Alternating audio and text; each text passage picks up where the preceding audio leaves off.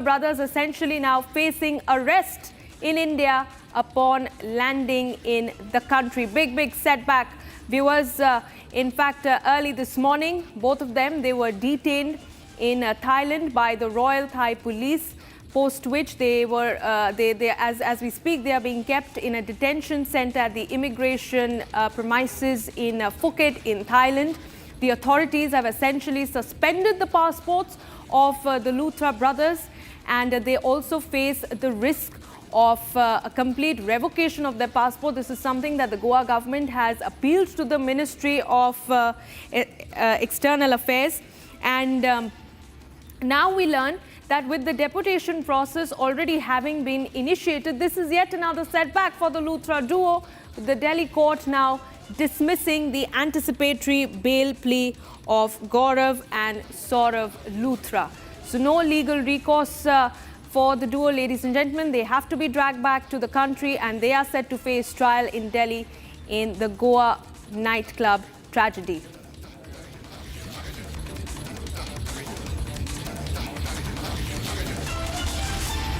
All right, on this note, I'm also being joined by Deputy Executive Editor Shravan Sen in the studio, who will take us through more details in the case. All right, we'll connect to Shravan in just a bit, but I'm also being joined by Shambhavi, who's joining us with more details about what happened inside court from outside the Rohini Court. Shambhavi, over to you.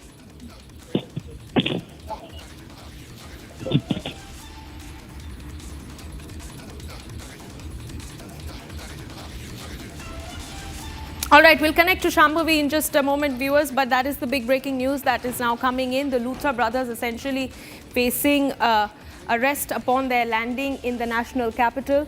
Earlier in court today, the council had repeated their claims that they had gone to Phuket on business, but the Goa government essentially making a very strong case in court, saying that they were attempting to evade arrest and evading responsibility.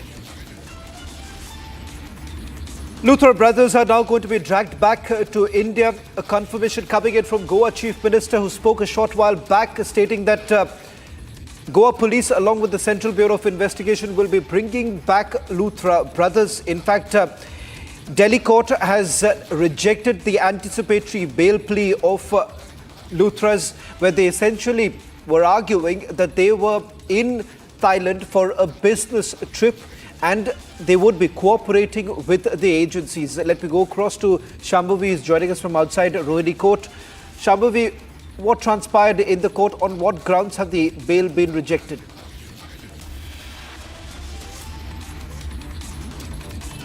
See, around 4 major arguments were made, including yesterday and today. One was Luthra brothers escaping for business engagement and not because they wanted to abscond, and that was clearly not entertained by the court, because we know that the anticipatory bail plea has been rejected. The other were the medical grounds that both the Luthra brothers, be it Saurabh Luthra suffering from seizures, and Gaurav Luthra has some neuro issue. Again, that was not entertained by the court, because the counsel for the state of Goa argued that the medicines for both were prescribed without the presence of the patient, which means that it's not that serious of a health issue.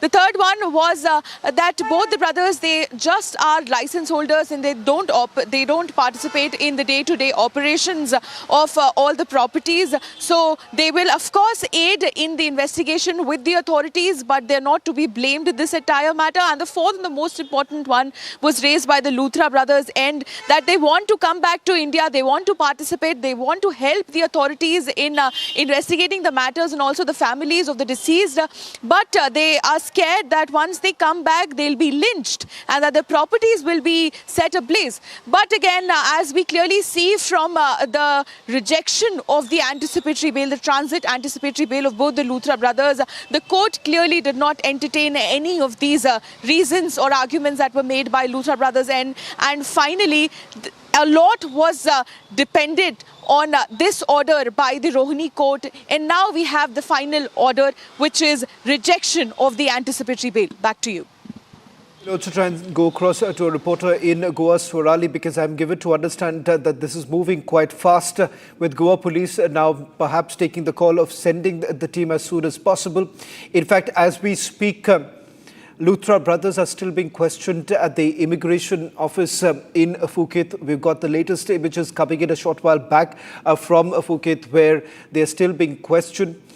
Goa Chief Minister a short while back spoke to media persons where he's essentially indicated that following the high-level meeting that they've essentially had, they believe that custodial interrogation of the Luthra brothers becomes extremely crucial at this point in time.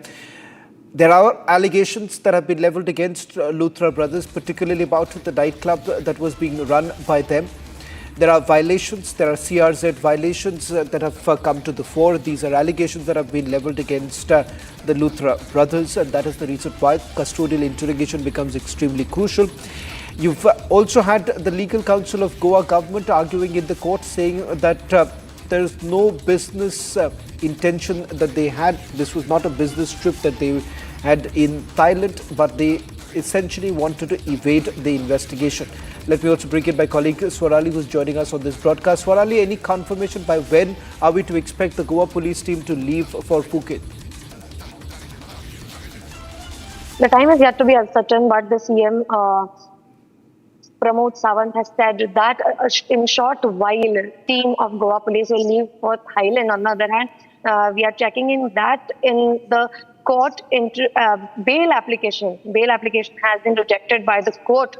And we all know that right now they're present in the immigration office of Thailand, wherein they are still interrogated and documents are being checked. But the CM and all the other authorities in the Goa administration have informed us that strict action will be taken as soon as Luthra brothers land in India. On the other hand, the deportation process, which is all the norms are supposed to be followed, is in ongoing, and CM also appreciated the work of Goa police as in to take quick steps and action. As we all know that FIR was registered post that a lookout notice was released, and when they got to know that Luthra brothers are on a plea at that time, immediately after the intervention of Interpol, a blue corner notice was also released in a major breakthrough update and success for administration and Goa police and the central agencies. Currently, Luthra brothers are in the custody of Royal Thai Police. Swarali, I'll request you to stay on with us as I'm going to just quickly take our viewers through all the latest details that we have in this particular case. Let's also pull out the latest images that have come in from Phuket, from the immigration center where Luthra brothers are still present. Indian embassy officials are also present there. Questioning is still going on of Luthra brothers. In fact, there were certain reports emerging that there is a possibility that after the provisional arrest request that went in from India, that they would have been deported immediately, but it seems that that has now been delayed. Reports also coming in from the ground that there's a possibility that they could be taken to Bangkok and thereafter from there to India is what we are picking up, and that possibly could actually take place by tomorrow. I'll go back to my colleague Shambhavi, who is joining us on this broadcast. Shambhavi, as far as the investigation goes, Delhi police as well as Goa police maintains that on the day when the searches were carried out, his wife and mother were present in the house, and they've told the police that they did not know about the whereabouts.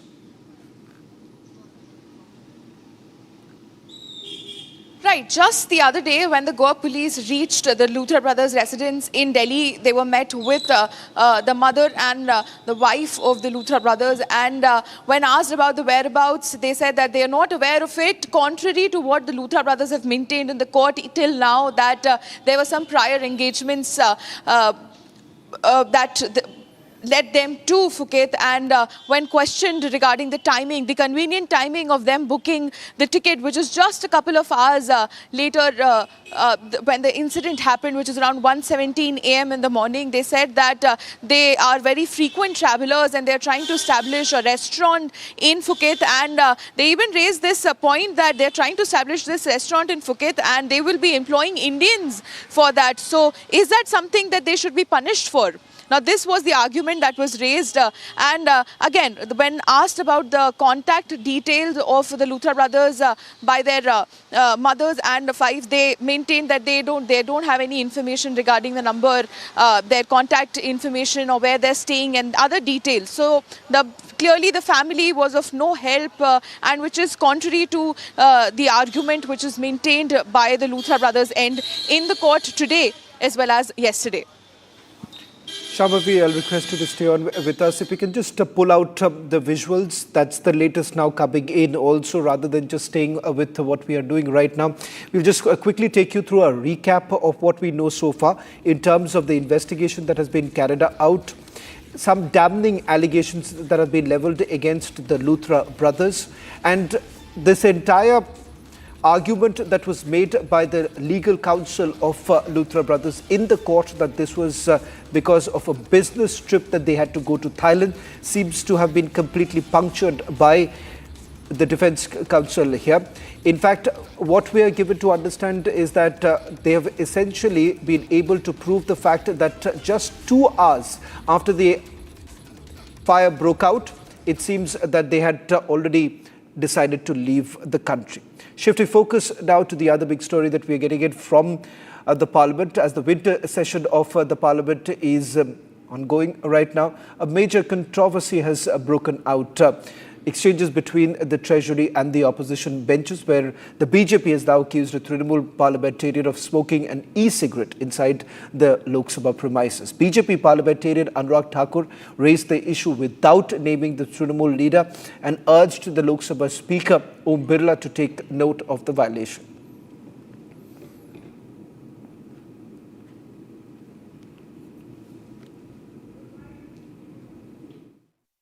एक sir मैं व्यवस्था को लेकर आपसे सवाल पूछना चाहता हूं।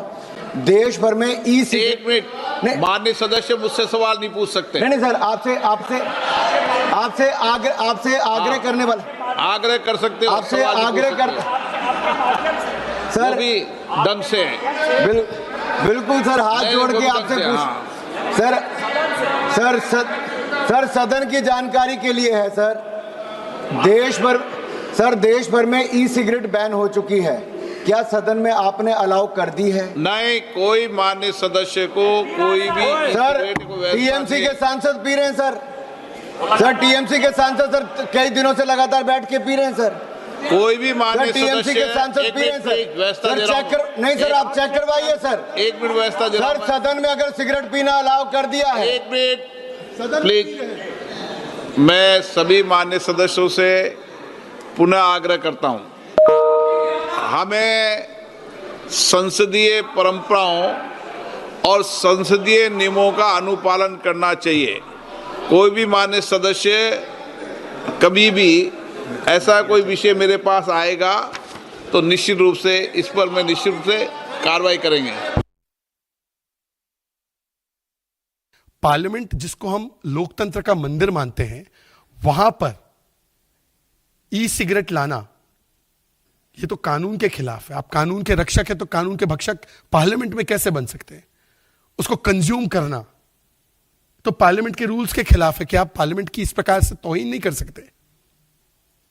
पब्लिकली स्मोक करना ये तो कानून है देश का, नहीं कर सकते।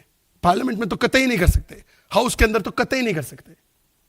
पर इन तीनों चीजों का उल्लंघन टीएमसी के एक सांसद करते हैं, और इसी के बारे में बड़े दुख के साथ, बड़े दर्द के साथ अनुराग ठाकुर जी ने स्पीकर को अवगत कराया, जिस पर संज्ञान लेते हुए स्पीकर ने भी कहा कि यह पूर्ण तरीके से गलत है, इसके ऊपर पूर्ण जांच होगी, इन्वेस्टिगेट होगा। तो आज सवाल टीएमसी से बनता है कि जब प्रथम दृष्टया इतनी बड़ी घटना हुई है तो क्या वो इस प्रकार की नेगेटिव कीर्ति स्थापित करने वाले अपने सांसद पर समय रहते ही स्वतः कार्रवाई करेंगे या स्पीकर के कार्रवाई का इंतजार करेंगे?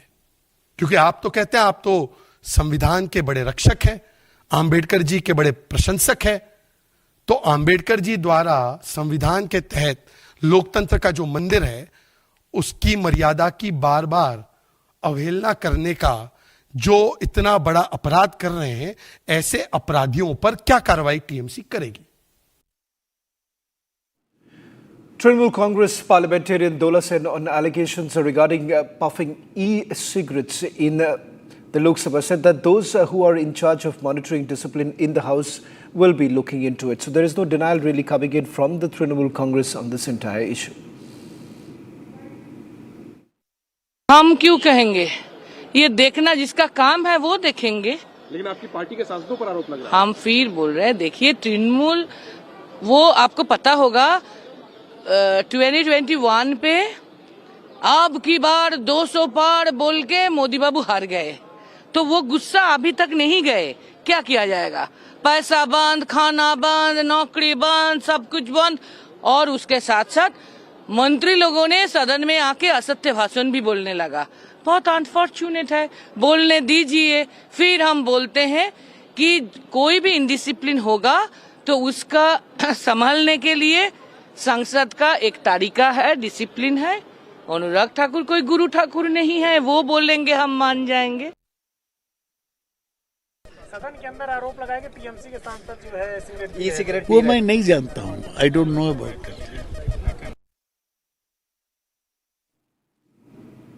India's humanitarian mission in Sri Lanka after the cyclone Ditwa has entered a decisive phase. The Indian Army's medical team operating under Operation Sagar Bandhu has treated more than 5,000 patients in just the first 48 hours. Lieutenant Colonel Jagneet Gill, contingent commander of the Indian Army team deployed in Sri Lanka, underscores the collaborative nature of the mission and the shared commitment of both the nations. Take a look at this detailed report.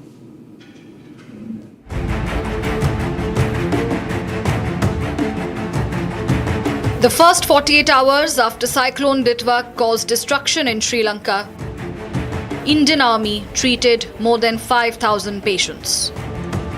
India's relief effort in Sri Lanka following Cyclone Ditwa has moved into a critical stage now. Under Operation Sagar Bandhu, the Indian Army's medical contingent has already provided care to multiple people who were left injured. The Indian Army contingent, led by Lieutenant Colonel Jagneet Gill, set up a fully equipped mobile hospital in the flood-ravaged district of Trincomalee. Well, the key facilities that were established by this hospital really depended on the fact that what were the facilities that were already available in this hospital. So the other hospital which has been non-functional, we were basically looking at facilities like the operation theatre, the dental section, the X-ray and the lab facilities. So we have been able to create these facilities. Other than that, we have also been able to create OPDs, which was the hour of the need. So we have been able to create the surgical OPD, the ortho OPD, the dental OPD, as well as family OPD. So we've been able to provide assistance to almost around 5,000, more than 5,000 patients.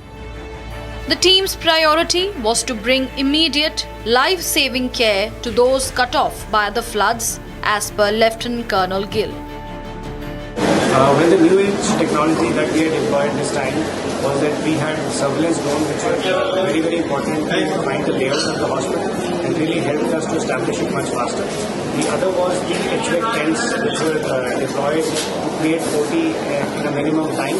And also, since the layout of the hospital required us that the labs and the facilities for blood collection were far apart, so we could actually use the logistic drones to carry out lab samples and blood samples to the labs, and we could actually enhance our speed and we could get results much faster. Within 24 hours, the team upgraded a previously non-functional healthcare center. The Indian Army installed an operational theatre, digital X-ray and a fully stocked laboratory in the health center. In addition, they opened OPDs for surgery, dentistry and family health, ensuring a comprehensive package of care. This came as major boost and upgrade to the existing medical infrastructure in Sri Lanka. Cyclone Ditwa made landfall on the eastern coast on 28 November, dumping more than 500 mm of rain in 48 hours. The resulting floods submerged 1.1 million hectares, which is roughly 20% of the island's landmass. 2.3 million people were directly exposed to waterborne hazards. The destruction was immense.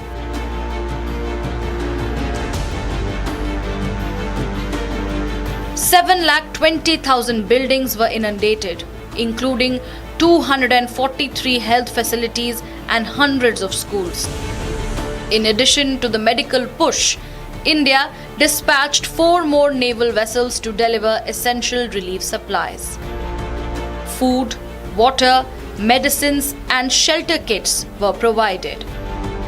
The vessels have also provided logistical support for the evacuation of vulnerable civilians.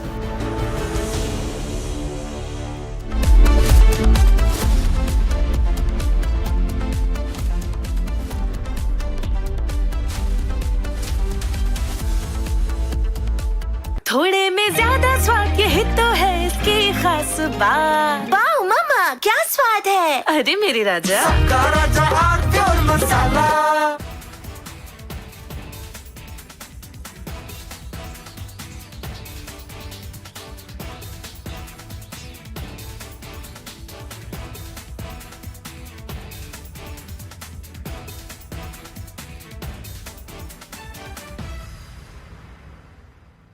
दादी के हाथों का जादू और खुशबू से महकता घर, माँ की मुस्कुराहट और खाने की सुगंध। MDH गरम मसाला, क्योंकि हर रिश्ता है स्वाद से जुड़ा। भाई मेरा बेटी को प्यार चाहिए, मेरा बेटी का ब्लड आ रहा, ब्लड नीचे से ब्लड आ रहा, प्यार चाहिए, दे दो। क्यों नहीं कर सकता? क्यों नहीं कर सकता? क्यों नहीं कर सकता? मेरे को प्यार चाहिए अभी।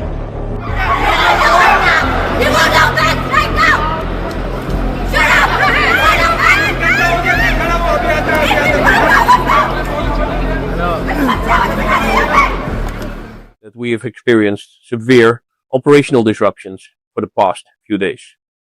Since then, the crisis continued to aggravate, with today, December 5th, being the most severely impacted day, with the number of cancellations well over 1,000, or more than half of our number of daily flights.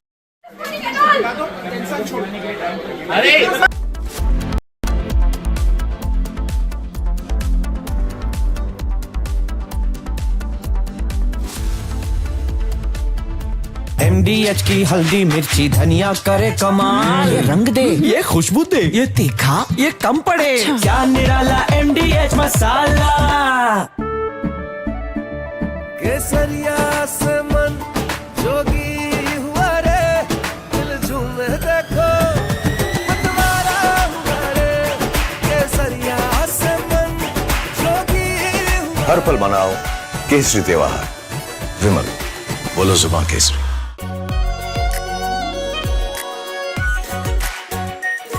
Pure.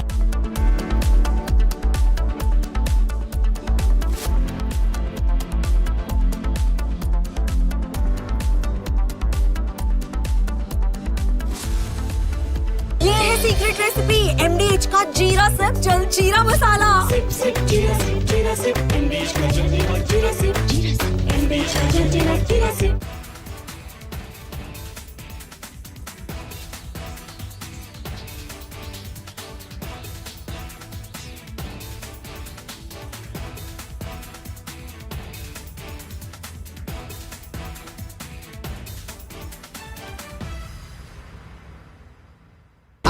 Pure सूजी pasta उबालो मिलाओ और खाओ 8 minute में तैयार। क्या test है सबका राजा हार प्योर मसाला। भाई मेरा बेटी को प्यार चाहिए, मेरा बेटी का ब्लड आ रहा, ब्लड नीचे से ब्लड आ रहा, प्यार चाहिए, दे दो। क्यों नहीं कर सकता? क्यों नहीं कर सकता? क्यों नहीं कर सकता? मेरे को प्यार चाहिए अभी।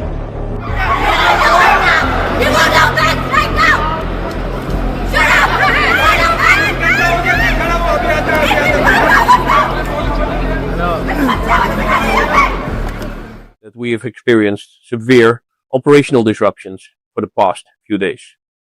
Since then, the crisis continued to aggravate, with today, December 5th, being the most severely impacted day, with the number of cancellations well over 1,000, or more than half of our number of daily flights.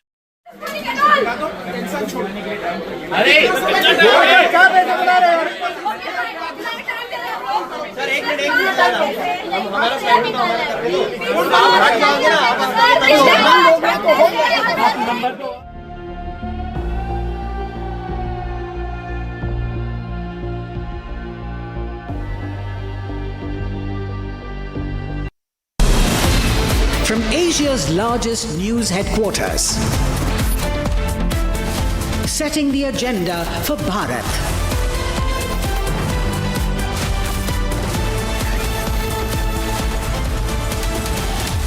You're watching Republic.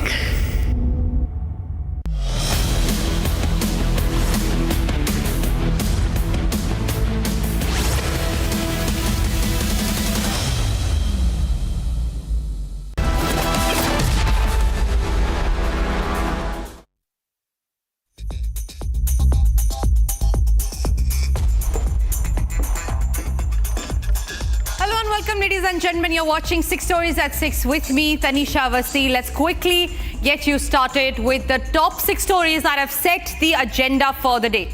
Ladies and gentlemen, the Luthra brothers, Saurabh Luthra and Gaurav Luthra, both have them now been tracked and detained and have got no relief from the court. And while we are talking about Luthras, let's also talk about how they were detained. We'll tell you the inside details on when they are likely to be deported. Their passports, ladies and gentlemen, have now been seized. Meanwhile, in Madurai, lighting a deepam or a lamp on a hilltop has become a point of contention and a major political debate. And we'll tell you why is that so. Also, what's making headlines in Parliament today is the big claim by the BJP MP, also Union Minister Anurag Thakur, who has claimed that e-cigarettes are being smoked not outside but inside the floor of the House, inside Lok Sabha, and that too by a TMC MP. Meanwhile, India has been the first responder, as always, when it comes to helping Sri Lanka in disaster response. Fresh pictures shortly on Operation Sagar Bandhu. What's also making headlines in the international forum is how Mexico has now gone the Trump way and imposed 50% tariff on Indian goods. 6 stories that have set the agenda. Let's start first up with the top story. After a dramatic 72-hour international chase, the detained Luthra brothers have been caught in Thailand. Their passports have been seized and they remain in high security holding block. Meanwhile, back here in India, the brothers are seeking anticipatory bail, which had now been dismissed by the Rohini Court here in Delhi. They are facing a major setback as the bail plea has now been dismissed by the court. The Goa government has presented licenses, GST records and FSSAI documents arguing the Luthras were actively running the club. More details in this report. After a dramatic 72 hours transnational chase, the manhunt finally ends. The absconding Luthra brothers, once on the run across the border, now stand cornered and cuffed, their wrists zip-tied. Detained by Thailand's royal police, the killers of those 25 innocent people are escorted with tight security. Behind this steel blue collar door lies a high security detention block. This is where the Luthra brothers are now being held. No exits, no passports. Meanwhile, back home in India, the Luthra brothers have sought an anticipatory bail, claiming they were businessmen and not operators. But the Goa government walked in armed with documents, license papers, GST records, pollution control filings, FSSAI applications, all pointing back to one truth. Luthras didn't just own the club, they ran it. In Luthra's defense, the council claimed that they have visited Phuket for quote-unquote work purposes. They argued that the brothers barely visited Goa, didn't handle daily operations and were portrayed as absconders. But the state questioned Luthra's intent. Goa's council countered sharply that their conduct shows they wanted to evade the probe. Meanwhile, Delhi's counsel pointed out that since the business was in Goa, why wasn't the anticipatory bail plea filed in Goa but here in Delhi instead? Corruption killed 25 innocent lives in Birch by Romeo Club. The system allowed the Luthra brothers to escape, and now it's the end game for the Luthras starting in Thailand. And ladies and gentlemen, the chase is finally over. The 72-hour free run has got over for the Luthra brothers after they were detained in Thailand post the international alert. The owners of the Goa Birch by Romeo Nightclub are now staring at a swift deportation and a possible arrest the moment they land here in India.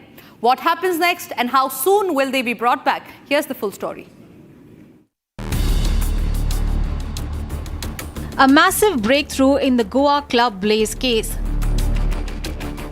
Hours after their 72-hour run abroad ended, the Luthra brothers, Gaurav and Saurabh, were detained in Phuket by Thai authorities. The detention came after Indian agencies triggered a blue corner notice and activated the India-Thailand extradition framework that has been operational since 2015. The duo is currently in immigration custody in Thailand, where documentation and identity verification are underway, the first step before deportation. So, what is next? Once Thai immigration completes paperwork, they will issue what is effectively a deportation order. Unlike a full extradition trial, deportation is usually faster and based on immigration violations or overstaying alerts. Indian officials from Goa Police and CBI's Interpol wing are already coordinating with the Indian Embassy in Bangkok to secure an early travel warrant. If all clearances move without delay, officials say the brothers could be put on a flight to India within the next 48 to 72 hours. The moment they land, they will be arrested. Goa Police have already prepared transit remand paperwork and a detailed case file, including fire department findings and digital evidence of ticket bookings minutes after the blaze. Diplomatic channels expect no resistance from Thailand, given the seriousness of the case and the prior Interpol alert. Once in India, the Luthra brothers will face custodial interrogation, reconstruction of the crime scene, and confrontation with technical evidence already gathered. Investigators allege the brothers fled within 90 minutes of the fire, booking tickets to Phuket at 1:17 a.m. while rescue operations were still underway.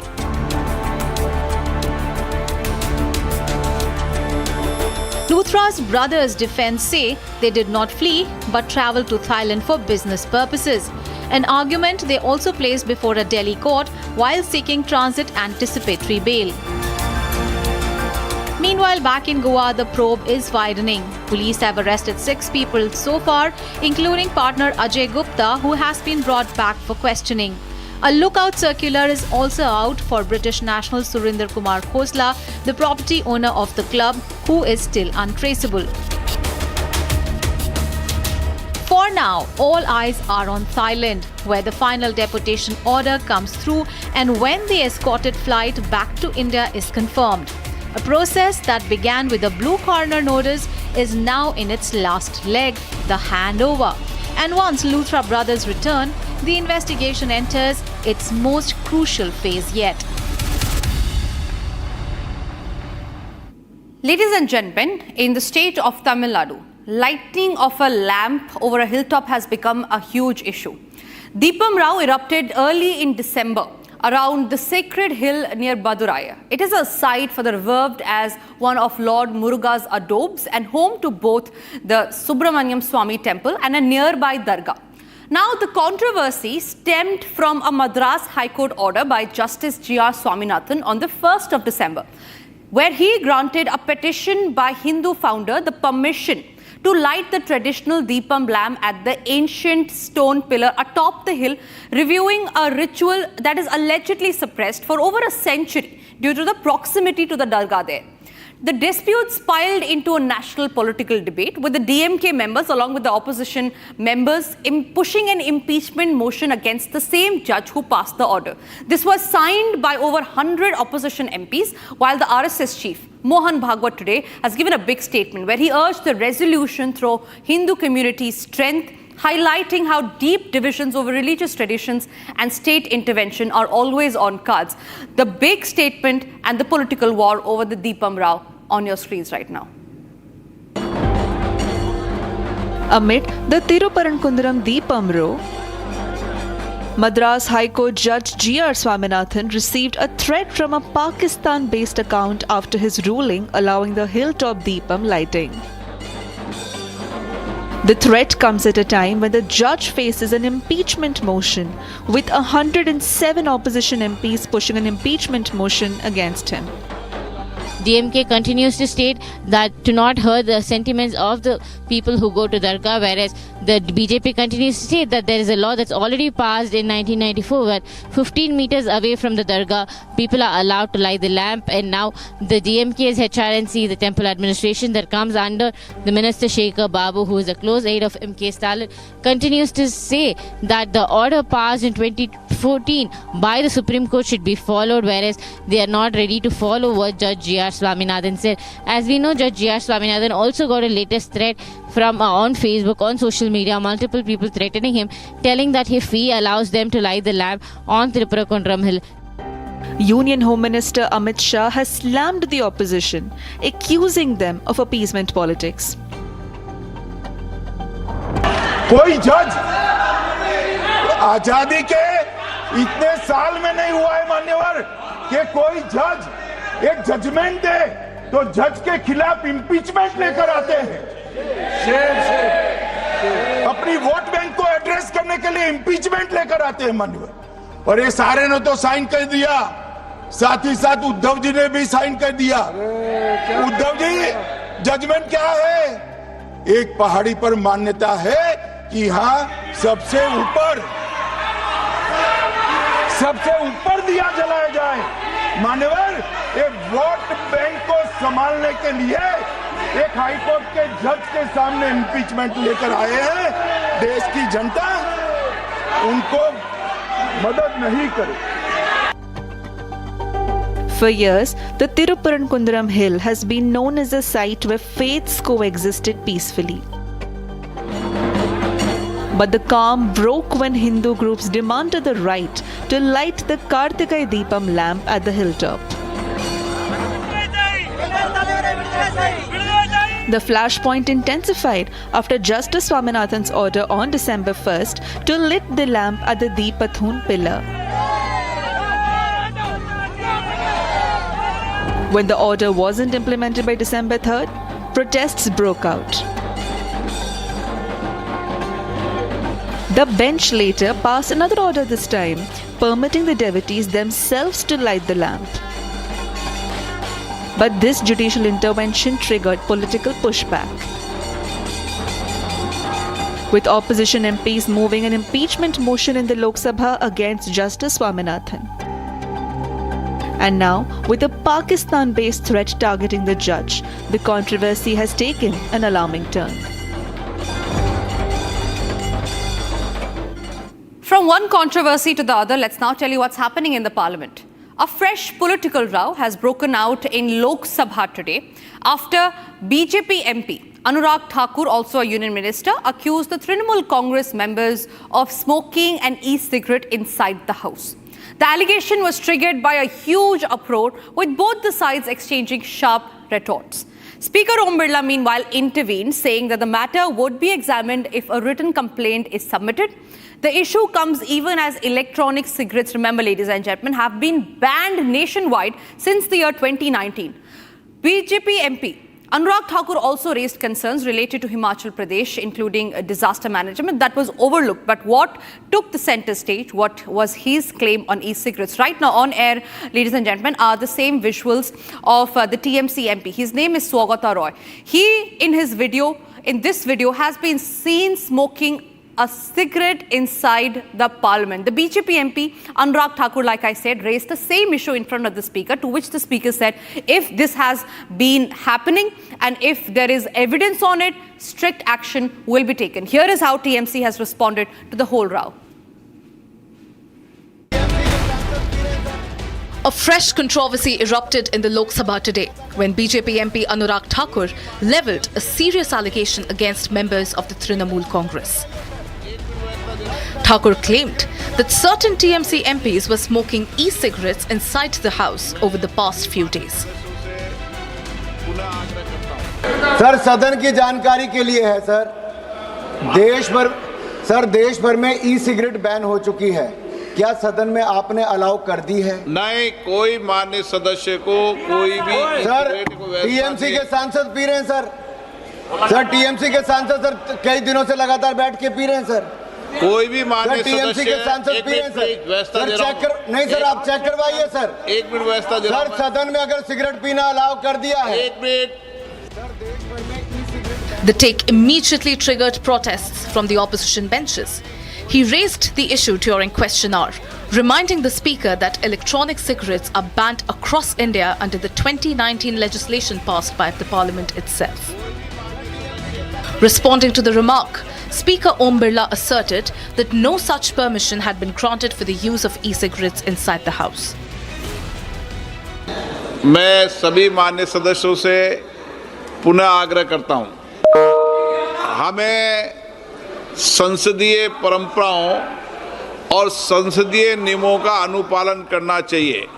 कोई भी माननीय सदस्य कभी भी ऐसा कोई विषय मेरे पास आएगा तो निश्चित रूप से इस पर मैं निश्चित रूप से कार्रवाई करेंगे। माननीय सदस्यगण, Speaker advised Thakur to submit a written complaint saying that any documented allegation would be duly examined and acted upon as per the rules of the House. Publicly smoke करना ये तो कानून है देश का, नहीं कर सकते। पार्लियामेंट में तो कतई नहीं कर सकते, हाउस के अंदर तो कतई नहीं कर सकते। पर इन तीनों चीजों का उल्लंघन टीएमसी के एक सांसद करते। तो आज सवाल टीएमसी से बनता है कि जब प्रथम दृष्टया इतनी बड़ी घटना हुई है तो क्या वो इस प्रकार की नेगेटिव कीर्ति स्थापित करने वाले अपने सांसद पर समय रहते ही स्वतः कार्रवाई करेंगे या स्पीकर के कार्रवाई का इंतजार करेंगे? The statement led to an uproar, with the BJP members backing Thakur and accusing TMC MPs of openly violating parliamentary discipline. माननीय सदस्य,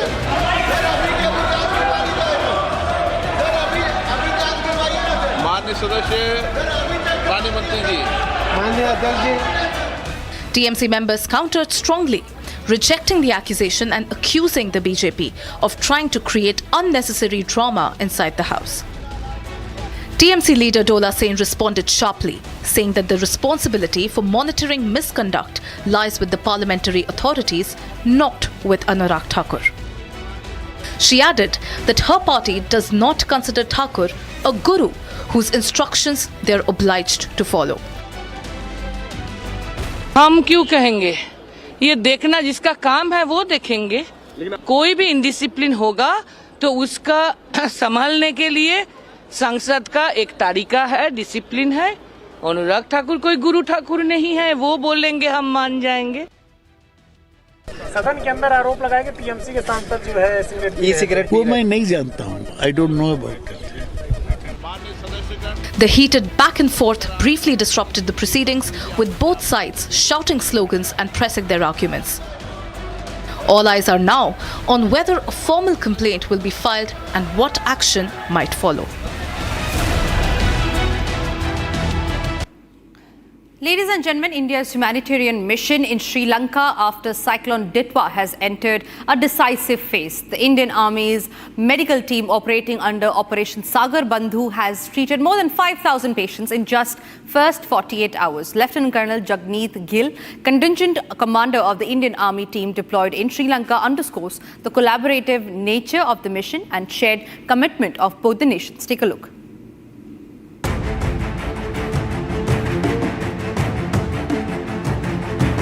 The first 48 hours after Cyclone Ditwa caused destruction in Sri Lanka, Indian Army treated more than 5,000 patients. India's relief effort in Sri Lanka following Cyclone Ditwa has moved into a critical stage now. Under Operation Sagar Bandhu, the Indian Army's medical contingent has already provided care to multiple people who were left injured. The Indian Army contingent, led by Lieutenant Colonel Jagmeet Gill, set up a fully equipped mobile hospital in the flood-ravaged district of Trincomalee. Well, the key facilities that were established by this hospital really depended on the fact that what were the facilities that were already available in this hospital. So the other hospital which has been non-functional, we were basically looking at facilities like the operation theatre, the dental section, the X-ray and the lab facilities. So we have been able to create these facilities. Other than that, we have also been able to create OPDs, which was the hour of the need. So we have been able to create the surgical OPD, the ortho OPD, the dental OPD, as well as family OPD. So we've been able to provide assistance to almost around 5,000, more than 5,000 patients. The team's priority was to bring immediate, life-saving care to those cut off by the floods, as per Lieutenant Colonel Gill. Well, the new age technology that we had employed this time was that we had surveillance drones which were very, very important to find the layout of the hospital and really helped us to establish it much faster. The other was the HVAC tents which were deployed to create OT in a minimum time. And also, since the layout of the hospital required us that the labs and the facilities for blood collection were far apart, so we could actually use the logistic drones to carry out lab samples and blood samples to the labs, and we could actually enhance our speed and we could get results much faster. Within 24 hours, the team upgraded a previously non-functional healthcare center. The Indian Army installed an operational theatre, digital X-ray and a fully stocked laboratory in the health center. In addition, they opened OPDs for surgery, dentistry and family health, ensuring a comprehensive package of care. This came as major boost and upgrade to the existing medical infrastructure in Sri Lanka. Cyclone Ditwa made landfall on the eastern coast on 28 November, dumping more than 500 mm of rain in 48 hours. The resulting floods submerged 1.1 million hectares, which is roughly 20% of the island's landmass. 2.3 million people were directly exposed to waterborne hazards. The destruction was immense.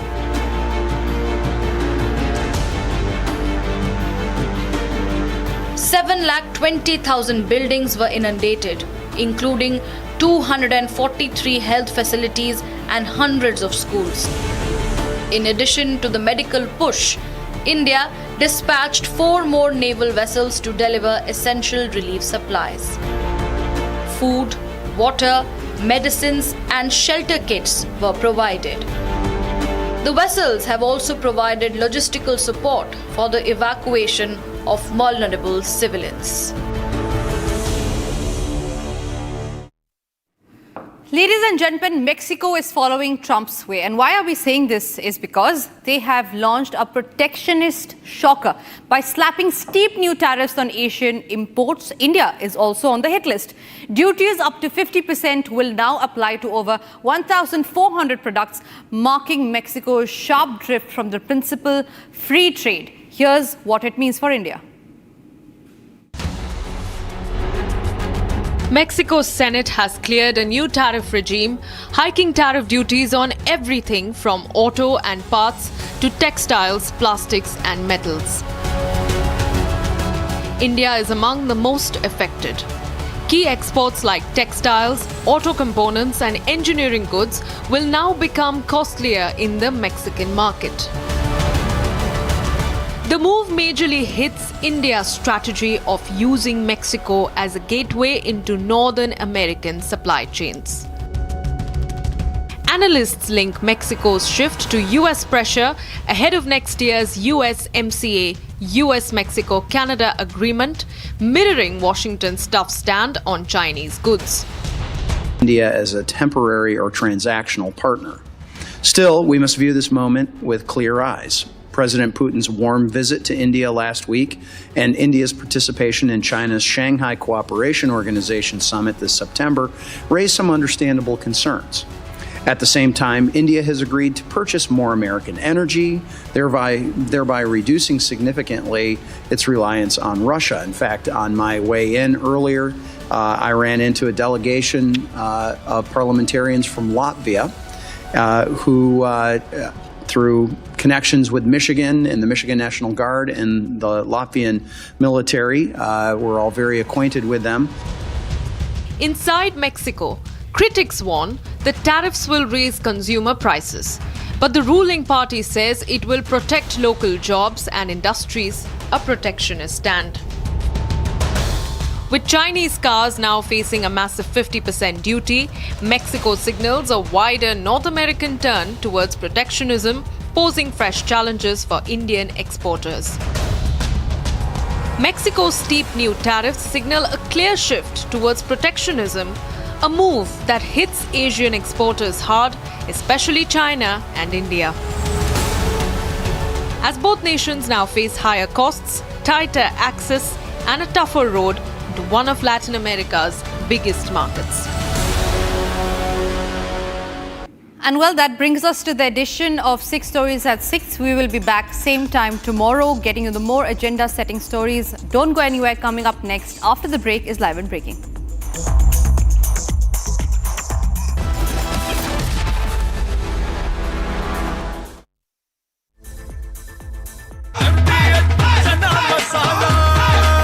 अब छोलिया हो या लोबिया, सफेद चने या काले चने, सब कुछ मजेदार बने।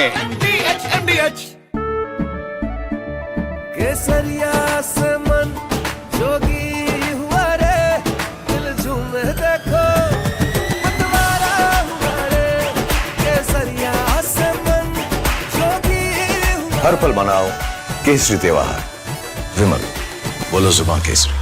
थोड़े में ज्यादा स्वाद, यही तो है इसकी खास बात। वाओ मामा, क्या स्वाद है? अरे मेरे राजा, सबका राजा आर्थिक मसाला।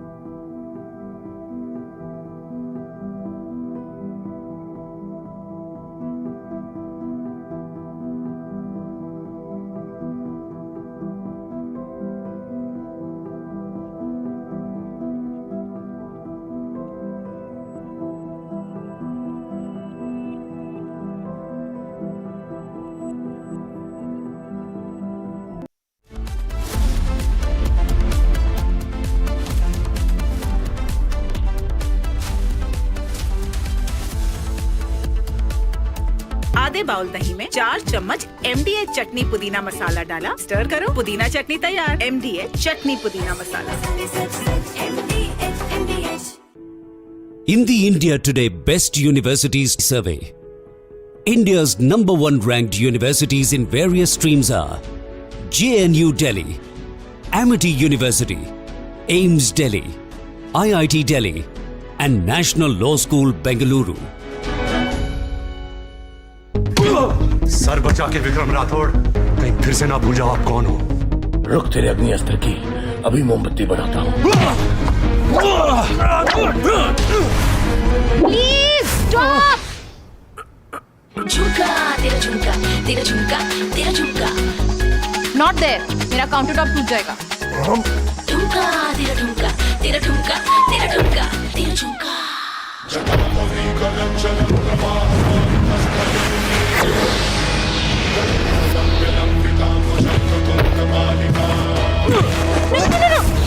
चिमनी टूट जाएगी. What are you doing? अरे क्या हो तुम? रानी, इस घर में कुछ है जो टूटता नहीं. ये पिलर कभी नहीं टूटेगा. रुंगटा स्टील TMT से बना. रुंगटा नहीं तो घर स्ट्रॉन्ग नहीं. रुंगटा स्टील TMT बार एकदम सॉलिड.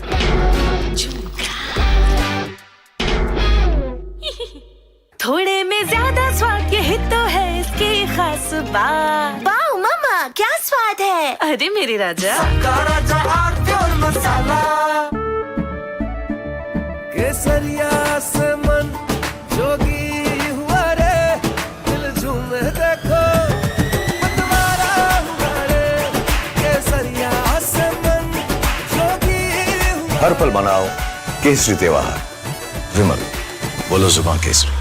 ये है सीक्रेट रेसिपी MDH का जीरा सिप जल जीरा मसाला. सिप सिप जीरा सिप, जीरा सिप MDH का जल जीरा सिप, जीरा सिप MDH का जल जीरा SIP.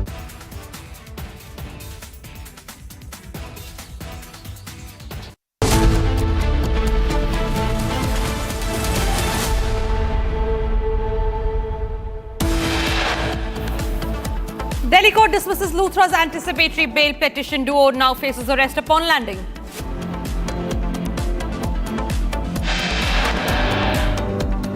Luthra brothers, owners of the Goa Club, seen handcuffed after detention in Thailand. Deportation is next.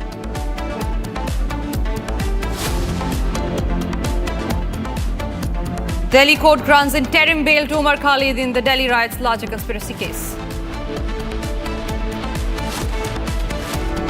King of Hindus in Tamil Nadu. I think it is enough to bring about the desired result.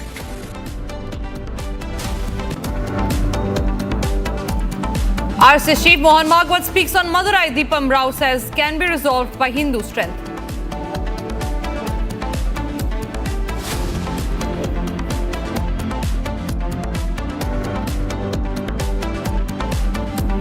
Amid winter session, e-cigarette scandal breaks out inside Parliament. BJP MP Anurag Thakur accuses TMC MPs of smoking e-cigarette in Lok Sabha. US delegation arrives at the Ministry of Commerce and Industry for the trade talks.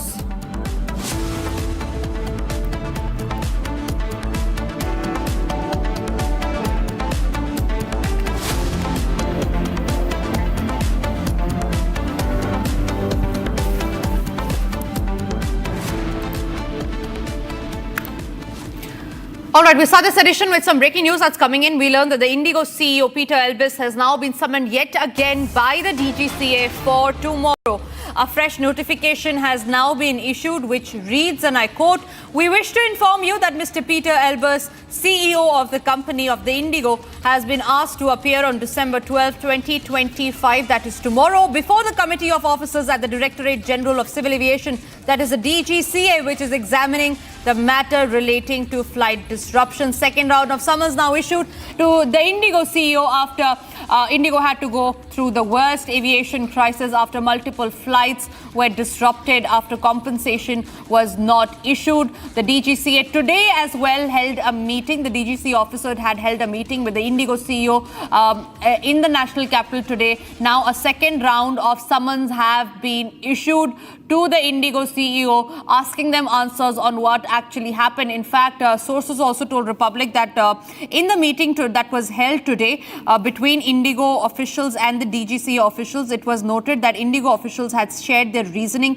on why there were actually flight disruptions that were taking place. Sources told us that it was a 2-hour crucial meeting that took place between the DGCA Inquiry Committee and the Indigo CEO. Now, during the high-level meeting that was held today, it was convened to address the Indigo crisis. The Inquiry Committee had posed several direct and pointed questions to the airline CEO regarding, number one, the operations, number two, the refunds, the crew management, and even the compensation that has been given or not given to the passengers. During the meeting, the airline had provided information on its new roster plan, refund process, baggage tracing, and flight resumption. Chandrakala is joining us live on the broadcast. Chandrakala, having issued the second summons to the Indigo CEO, it is somewhere to be noted that the DGC officials are certainly not happy with the reasoning that the Indigo CEO had given today in the meeting that was held. Today was the first summon that was issued.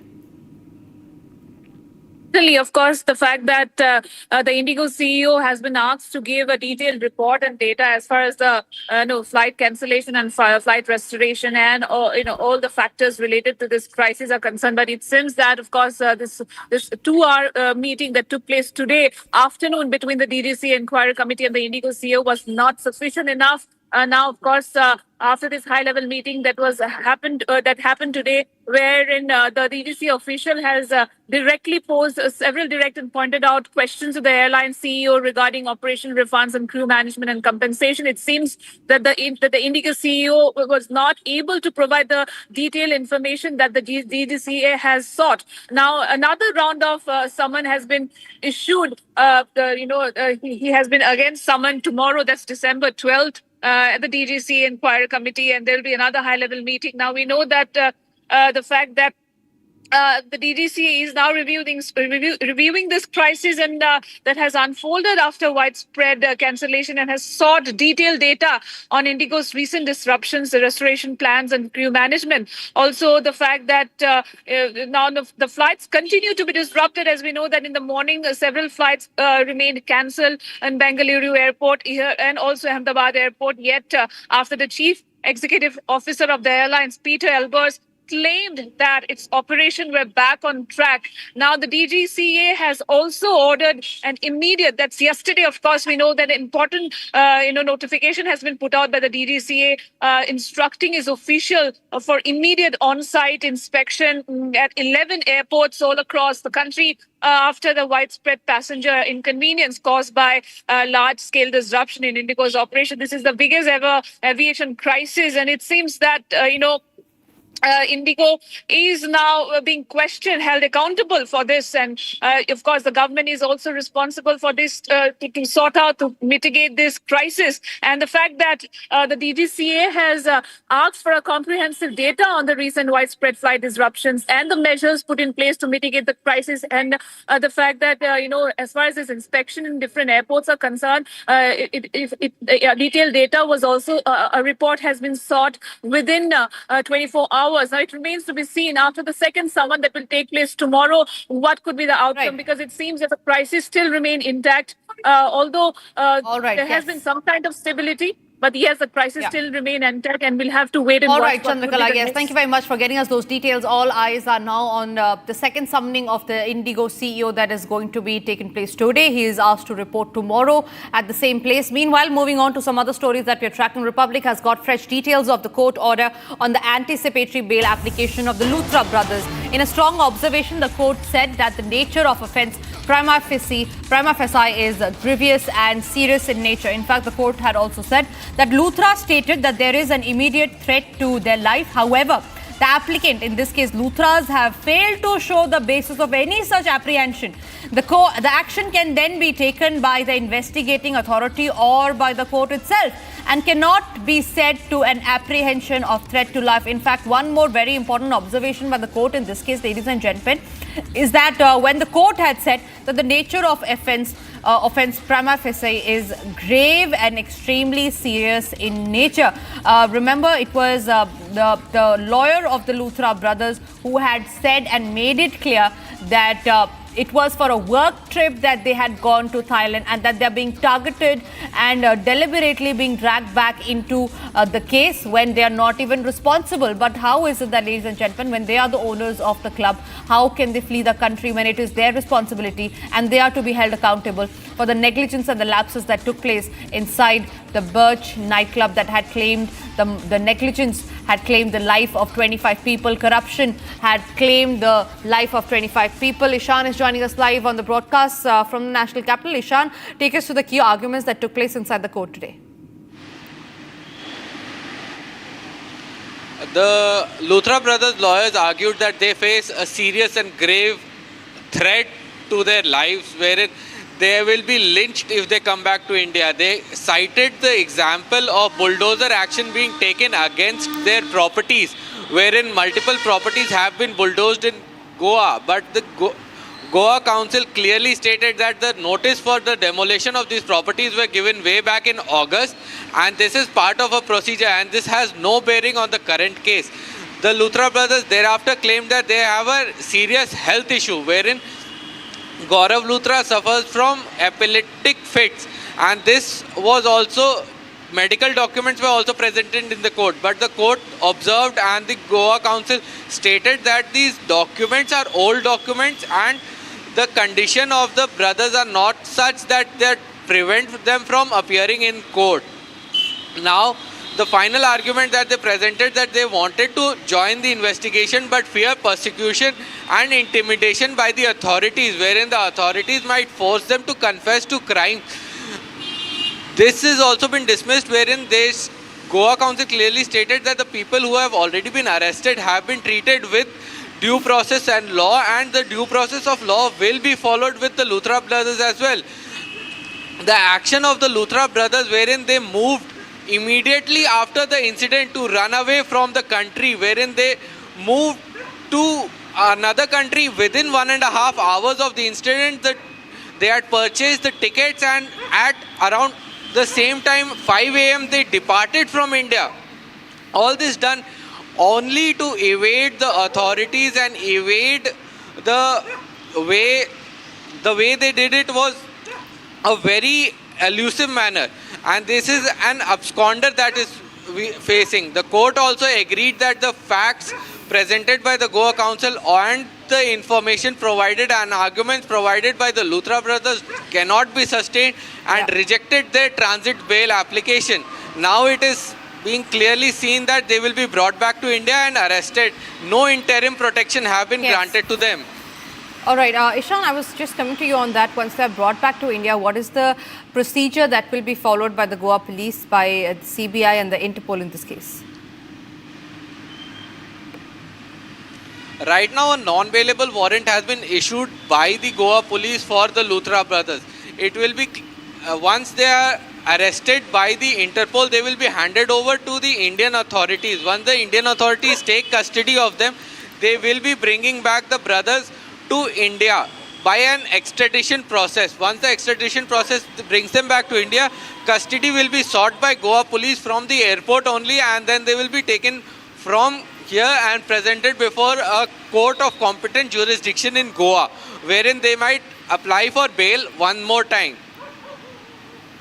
All right, Ishan, thank you very much for getting us those details. Moving on quickly, ladies and gentlemen, it is the end of the road for the Luthra brothers. Their 72-hour free run got over after they were detained in Thailand after an international alert. The now owners of the Goa Birch by Romeo Lane nightclub are now staring at a swift deportation and a possible arrest the moment they land here in India. What happens next? How soon could they be brought back? Here's the full detail. A massive breakthrough in the Goa Club Blaze case.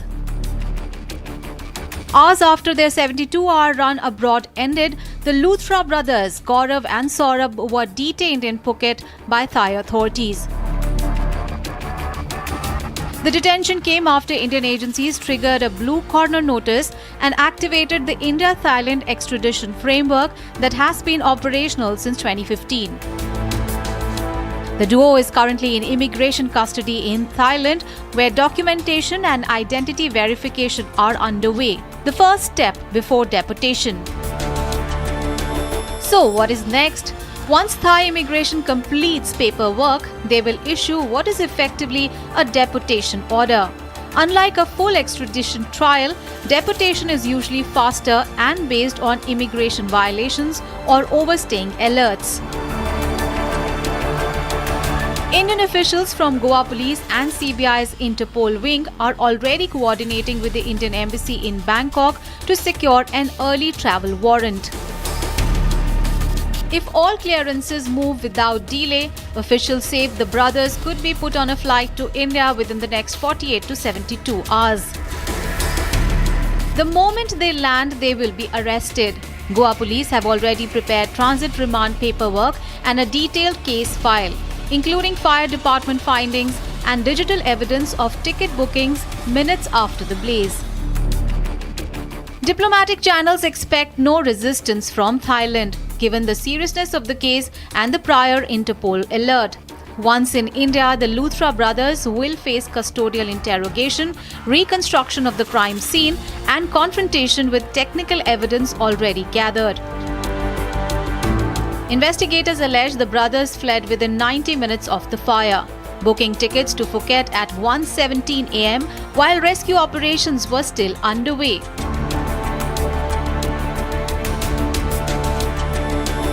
Luthra's brothers' defense say they did not flee but travelled to Thailand for business purposes, an argument they also placed before a Delhi court while seeking transit anticipatory bail. Meanwhile, back in Goa, the probe is widening. Police have arrested 6 people so far, including partner Ajay Gupta, who has been brought back for questioning. A lookout circular is also out for British national Surinder Kumar Khosla, the property owner of the club, who is still untraceable. For now, all eyes are on Thailand, where the final deportation order comes through and when the escorted flight back to India is confirmed. A process that began with a blue corner notice is now in its last leg, the handover. And once Luthra brothers return, the investigation enters its most crucial phase yet. Ladies and gentlemen, lighting of a lamp or a deepam in Madurai has become a point of contention. RSS chief Mohan Bhagwat has expressed confidence that the temple issue in Tamil Nadu can be resolved by Hindus citing the strength of Hindus in the state. He stated that the escalation is not necessary at this point in time, but if needed, Hindu organizations in Tamil Nadu will certainly inform them. Mohan Bhagwat also emphasized that the issue will be resolved favorably for the Hindus and that they will do whatever it takes. The issue revolves around a Madras High Court order allowing the devotees to light a lamp at the stone pillar near a dargah, which the Tamil Nadu government has appealed in the Supreme Court against the order. In fact, they have also moved an impeachment notice against the Madras High Court Judge J.R. Swaminathan, who had approved and given this order. We also have some reactions that we are tracking on it. Mohan Bhagwat has spoken on the case. Let's listen in. If it needs escalation, it will be done. But I don't think it needs so. The matter is now sub judice. Let it resolve. The awakening of Hindus in Tamil Nadu, I think it is enough to bring about the desired result. But if at all it is needed, the Hindu organizations are working in Tamil Nadu also. They will let us know, then we will think about it. But at present, I think the issue can be resolved here only on basis of the Hindus' strength in Tamil Nadu only. Sharda, my colleague, is joining me live from Madurai on that note. Sharda, just when we spoke earlier, you were at the foothill of the temple. Talk to us about where exactly are you right now and what was the controversy all about and how the opposition is reacting to it? Well, right now we are again at the foot of the hill, but right beside me on the back is the main temple, the Murugan temple, the Tirupurakuram temple. As I'll request my cameraman to pan the camera to the right, where you can see the Om symbol, which is where the Ganesh temple is, where the lamp is generally lit in the past few years. It's been constantly being lit, but that is the place where a moksha lamp would be lit, and it is not a respect made to the God, but to the ones who have passed away, and it is basically a rest in peace sign to make sure that their souls are satisfied, is why the moksha lamp is lit there. As we see even more to the right, on the top of the hill is where the dargah is situated, and below it is where the Kashi Vishwanath's temple, where the Shivan temple is. As you can see a small light there, that is where the camping of the police has now taken place. As 144 is imposed in Tirupurakuram, above the hills, nobody is allowed to go, and there's also a ban on climbing the hills from all 4 sides. As you say, in the evening, I showed you the temple in the daylight, how it looked, but right now all that we can see is a simple light, which is exactly where the Deepatun is. And the Archaeological Survey of India yesterday, with the team member of 7, had come to make sure whether the pillar actually belongs to the temple or was it a landmark made by the survey that was done 20 years back to make sure that where the hill boundary starts and ends. And the main problem comes because the dargah is situated in the same same hill as the temple. However, locals do not fight about it. Now a legal fight has turned into a political battle, and the lighting of the lamp has become a huge problem. As we spoke to some of the people here today, we understood that the fight is not just this year, but has been happening over the years. But this is the first time that a court had taken a decision in favor of the Hindus, but the DMK making it a political battle, especially with the elections coming in, want to do a minority appeasement, especially to make sure that they do not miss the Muslim oaths from the part of Madurai, made sure that the Kartika Deepam lamp was not lit, and imposed 144 in Tirupura.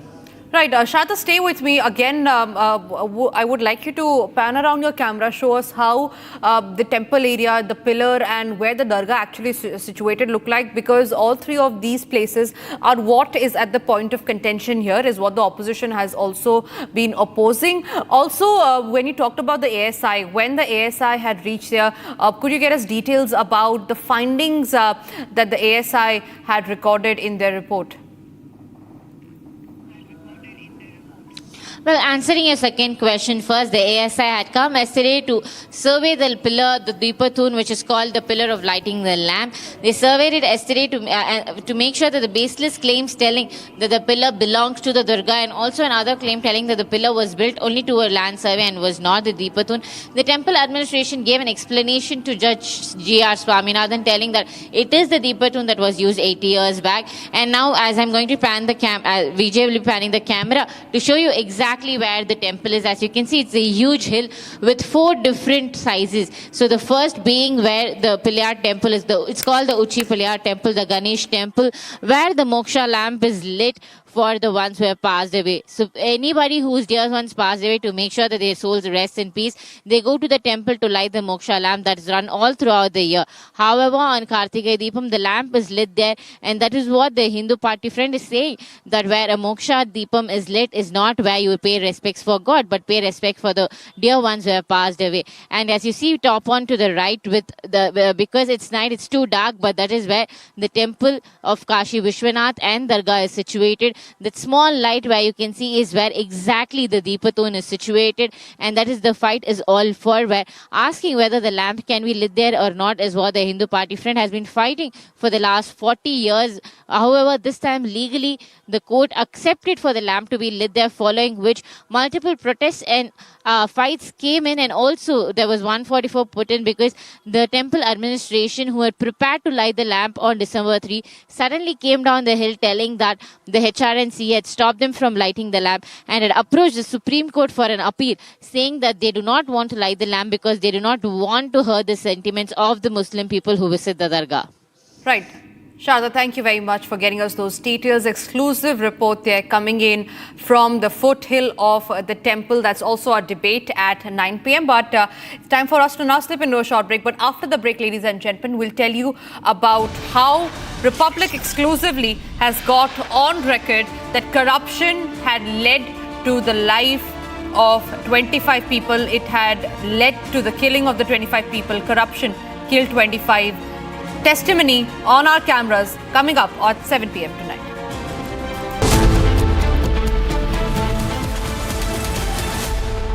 MDH की हल्दी मिर्ची धनिया करे कमाल, ये रंग दे, ये खुशबू दे, ये तीखा, ये कम पड़े, क्या निराला MDH मसाला। सर बचा के विक्रम राठौड़, कहीं फिर से ना भूल जाओ आप कौन हो। रुक तेरे अग्नि अस्त्र की, अभी मोमबत्ती बनाता हूँ।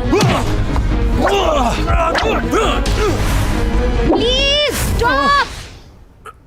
झुमका तेरा झुमका तेरा झुमका तेरा झुमका नॉट देयर, मेरा काउंटर टॉप टूट जाएगा। झुमका तेरा झुमका तेरा झुमका तेरा झुमका तेरा झुमका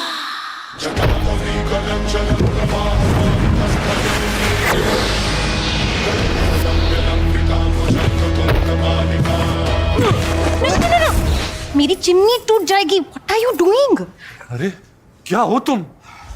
रानी, इस घर में कुछ है जो टूटता नहीं। ये पिलर कभी नहीं टूटेगा। रुंगटा स्टील TMT से बना। रुंगटा नहीं तो घर स्ट्रॉन्ग नहीं। रुंगटा स्टील TMT का एकदम सॉलिड।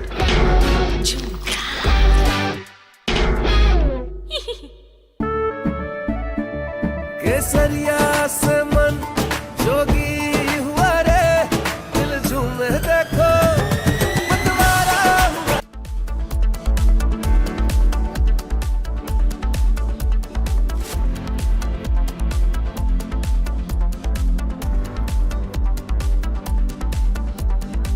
दादी के हाथों का जादू और खुशबू से महकता घर, माँ की मुस्कुराहट और खाने की सुगंध। MDH गरम मसाला, क्योंकि हर रिश्ता है स्वाद से जुड़ा। In the India Today Best Universities Survey, India's #1 ranked universities in various streams are JNU Delhi, Amity University, AIMS Delhi, IIT Delhi, and National Law School Bengaluru.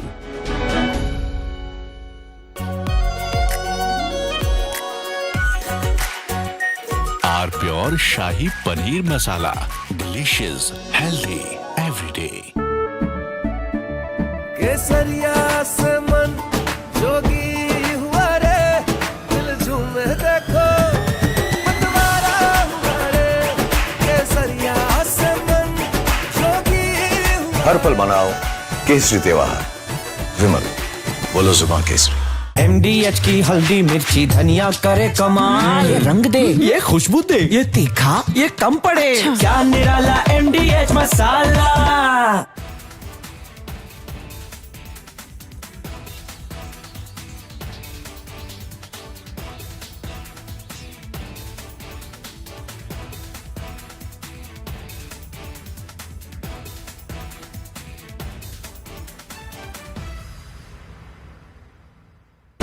Pure सूजी पास्ता उबालो, मिलाओ और खाओ। 8 मिनट में तैयार। क्या टेस्ट है सबका राजा are pure मसाला। भाई मेरा बेटी को प्यार चाहिए,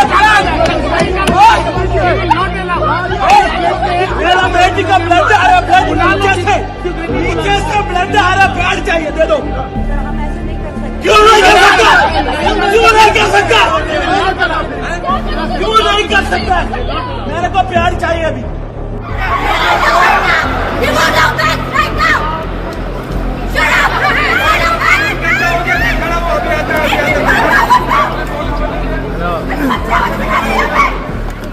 That we have experienced severe operational disruptions for the past few days.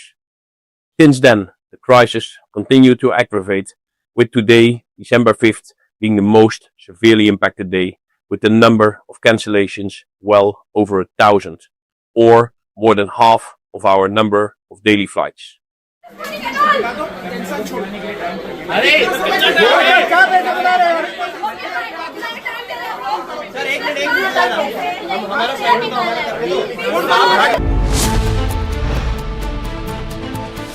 As the Luthra brothers get ready to be deported,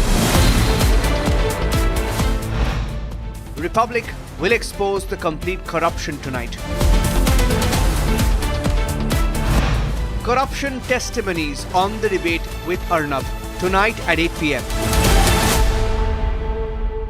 थोड़े में ज्यादा स्वाद, यही तो है इसकी खास बात। वाओ मामा, क्या स्वाद है। अरे मेरे राजा, सबका राजा आर प्योर मसाला। सर बचा के विक्रम राठौड़, कहीं फिर से ना भूल जाओ आप कौन हो। रुक तेरे अग्नि अस्त्र की, अभी मोमबत्ती बनाता हूँ। Please stop. झुमका तेरा झुमका, तेरा झुमका, तेरा झुमका।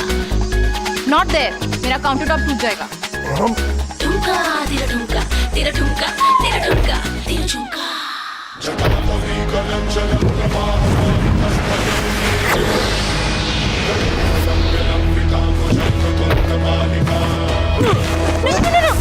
मेरी चिमनी टूट जाएगी। What are you doing? अरे क्या हो तुम? रानी, इस घर में कुछ है जो टूटता नहीं। ये पिलर कभी नहीं टूटेगा। रुंगटा स्टील TMT से बना। रुंगटा नहीं तो घर स्ट्रॉन्ग नहीं। रुंगटा स्टील TMT बार एकदम solid.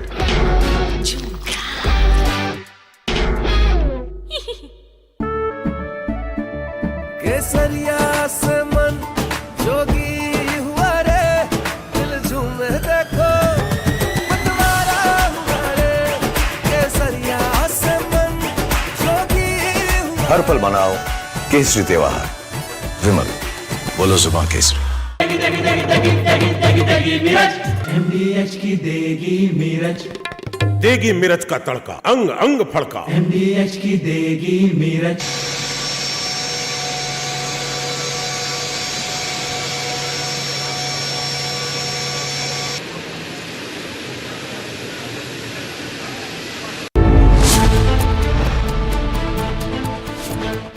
Luthra brothers get ready to be deported. Republic will expose the complete corruption tonight. Corruption testimonies on the debate with Arnab tonight at 8 p.m.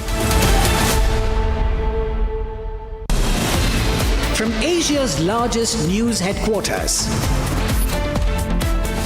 setting the agenda for Bharat.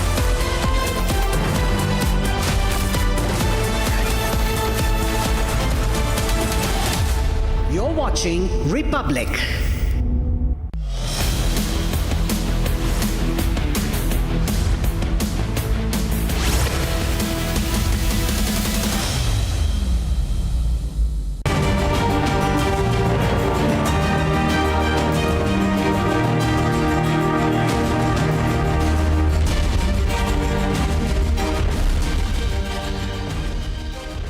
Thank you for joining us on Republic, ladies and gentlemen. You're watching This Is Exclusive. And on the show tonight, we are focusing on just one story.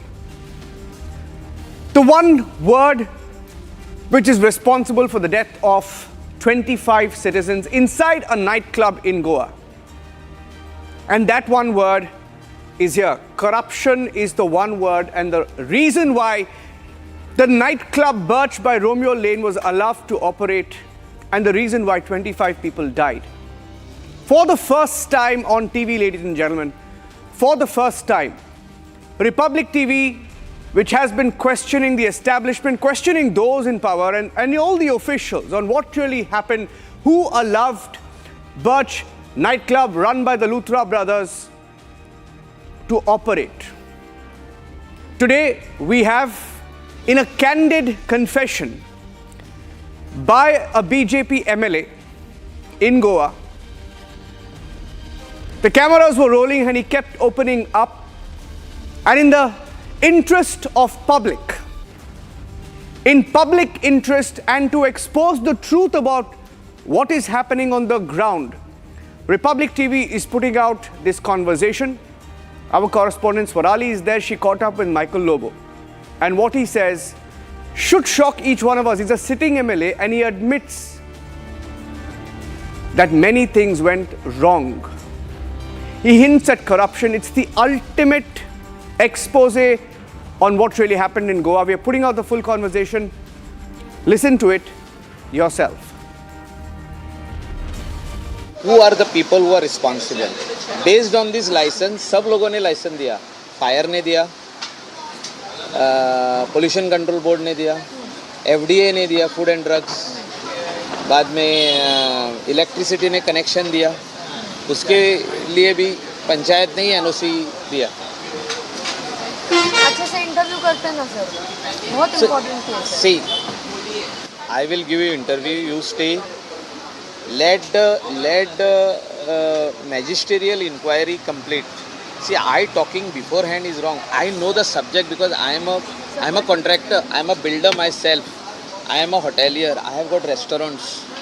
I am in the business. This is what we follow. अगर ये सब follow नहीं किया है तो आप सवाल तो उठाइए, because see sir, anyways your statement is out with prudent media, which all the channels are going to run. Why not you give a proper interview? आपका एक पक्ष रखिए ना, आप जो कह रहे हैं. See, I will give you proper interview. I want to see what is coming out from the magisterial inquiry. It's going to take 7 days. No.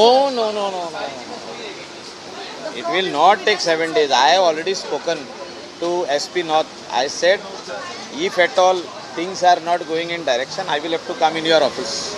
Because I am the MLA of the constituency. People are wanting to know what is happening. 25 people have died, have perished. And you are supposed to protest in the office. Yeah, I am waiting for them to come out. See, I have to also give them time. So let them come out with their story.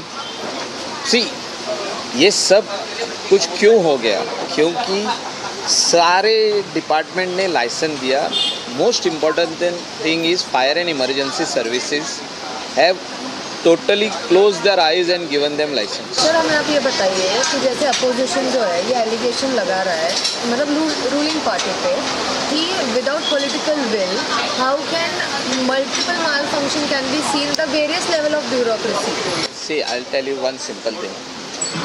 आपको foundation के बारे में बोला मैं, जब foundation ने ही दे दिया है वहाँ से ही बीज चालू हो गया ना, the seed was planted there and it came up from there, so it is the same thing. So वहाँ से ही सब लाइसेंसेस इशू हुए और वहाँ से इशू हुए करके बाकी के सब लोगों ने लाइसेंस दिए। मतलब आप ये कह रहे हैं कि एक लेवल पे जब लाइसेंस इशू होता है तो rest of the authorities get a chance to issue, but They should have inspected, they have not done the inspection.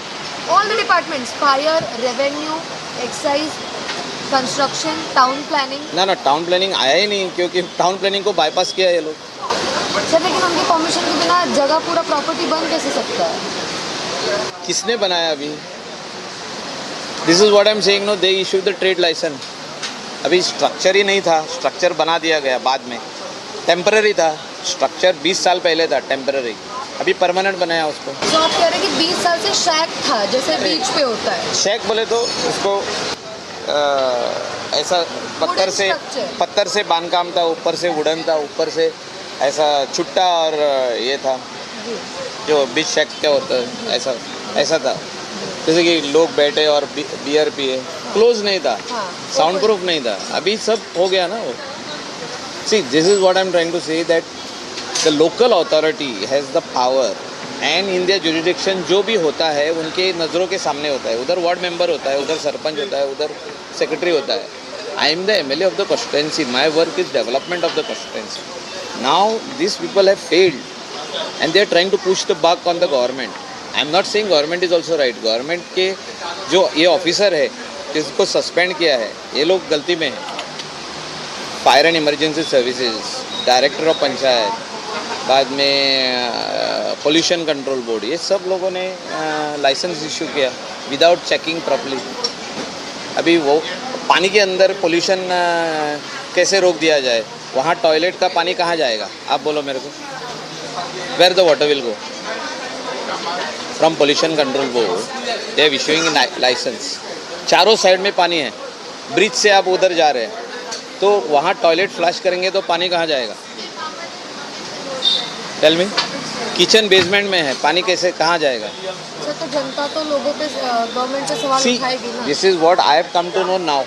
So practically whatever you wanted I have given you on record, so you can go ahead, do it. Sir, I am also waiting for magisterial inquiry ka report. This is just my finding as a person from the industry, as a person from the tourism industry, as a person from the restaurant line, as a person from the construction line. I have my personal experience from where we get all these licenses. So this is my job, day-to-day job. Sir, last question. जैसे मैंने यहाँ के local business owner से बात करने I की am कोशिश की। again telling you, I am not targeting anybody in this case. No. I want justice to the people of India. 25 precious lives have been lost. I am very sad because of that. There is no politics in this. ये कुछ कोई नहीं है, politics करने का जगह ही नहीं है। जो लोग पुलिस स्टेशन में आए वो गलत लोग हैं। वो उधर कैंपेनिंग कर रहे थे, वो दौड़ के आ गए। आरजी पार्टी आ गया, कांग्रेस आ गया, उधर वो आप पार्टी आ गए, सब लोग आ गए। किस लिए आए भाई? सरपंच ने लाइसेंस इशू करके उसको बुलाया उधर पूछताछ के लिए। तुम लोग क्यों आए? You want to score some brownie points on this? क्या है वो? क्या पॉइंट्स है? 25 लोग मर गए और आप लोग उधर तमाशा कर रहे हो। Is it right? अगर गोवा के 25 लोग दिल्ली में मर गए होते और दिल्ली के लोग अगर जाके पुलिस स्टेशन में बोलते आप हमारे फ्रेंड को क्यों लेके आए, हमारे कॉरपोरेटर को क्यों लेके आए, हमारे सरपंच को क्यों लेके आए, अच्छा लगता था गोवा लोग के लोगों को? नहीं लगता। So that is was wrong. Police let police do the investigation. I am also waiting for the report. I only want all those people who are responsible for the deaths, which is not an accidental death, should be booked under various sections of the BNS Police Act, and they should face the trial and let the court decide if at all they are guilty or not guilty. Sir, my last question, when I try to talk to business owners in Goa, जो local लोग हैं यहाँ पे, तो उनके कहने से आया कि Goa government usually is very strict issuing all this licences when anyone has to establish a business may be restaurant और नाइट क्लब और any business for that matter. Goa में काफ़ी इस केस में इतना नहीं, काफ़ी लोग गोवा में आए हैं बिजनेस करने के लिए बाहर के, तो बहुत सारे नाइट क्लब खुल गए। More than 50% will not have the fire safety norms, more than 50% according to me. इसलिए चीफ मिनिस्टर ने एक कमेटी बिठाई है, वो आज से इंस्पेक्शन को जा रही है बाहर सब नाइट क्लब में चेक करने के लिए। How many exits are there, if there is one inside going inside, how many exits are there, what is the safety protocol, how many liters of water you are storing in your tank, with how many pumps are there, where is your generator, where is your sprinklers, where is your hose, where is your extinguisher, ये सब होना चाहिए। नहीं है तो बंद करो भाई आपका नाइट क्लब, जाओ यहाँ से। मेरा काम था नज़र में लाने का। वो मैंने जब मुंबई में ब्लास्ट हुआ ना, ये ब्लास्ट नहीं, ये हो गया फायर हुआ एक नाइट क्लब में, तब मैंने प्रेस लिया था अगले दिन गोवा में, and everybody has carried that press. You check that press of mine on the fire in Mumbai nightclub, and some people died. I said it is a tipping time bomb for Goa. We have number of nightclubs which are not following the safety protocols. ये newspaper पर भी आया था. So I am waiting for the magisterial report because I want things for future of Goa to be right.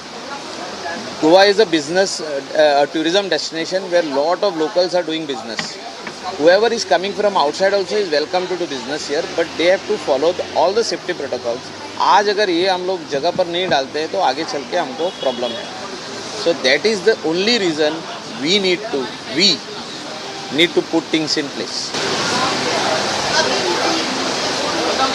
और कुछ नहीं.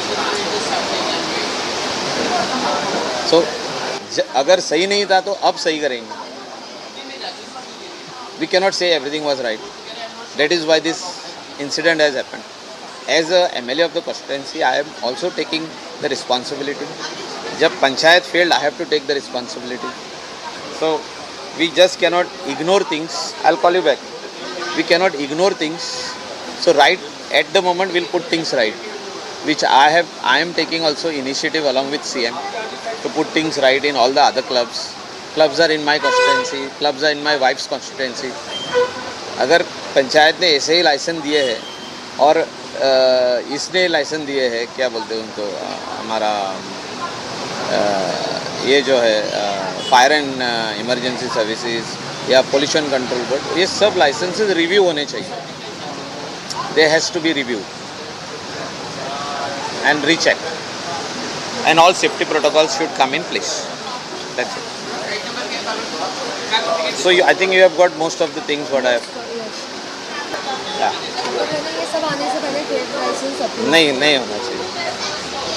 और there has to be temporary. अगर structure temporary है तो temporary license has to be issued by the panchayat and the other departments.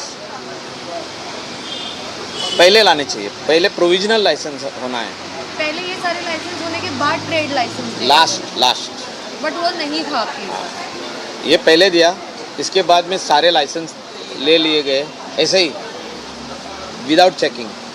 There is not a single horse going to the structure. There is no tank, there are no safety protocols, there is no extinguisher.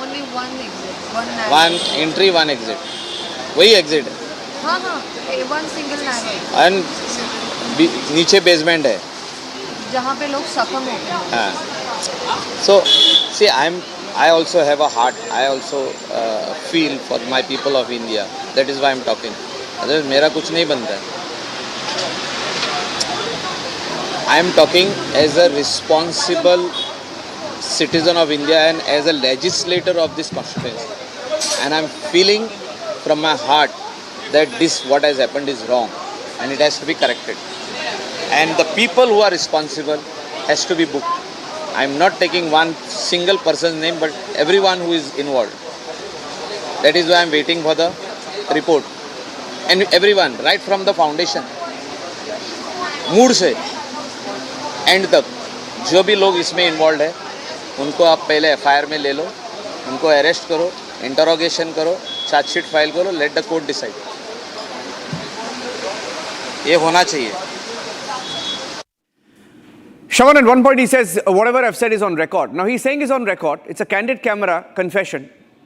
But going by what he's saying, is a sitting MLA of the ruling party in Goa, and he says 50% of the clubs, over 50% of the clubs don't have a fire safety license. It's corruption. If they're open, it's corruption. He's talking about how openly these licenses were given. This is a big admission. Shravan, the big takeaway is according to you. First, he says everyone is involved. There is already an inquiry that is being carried out, particularly on the very land that this club was standing.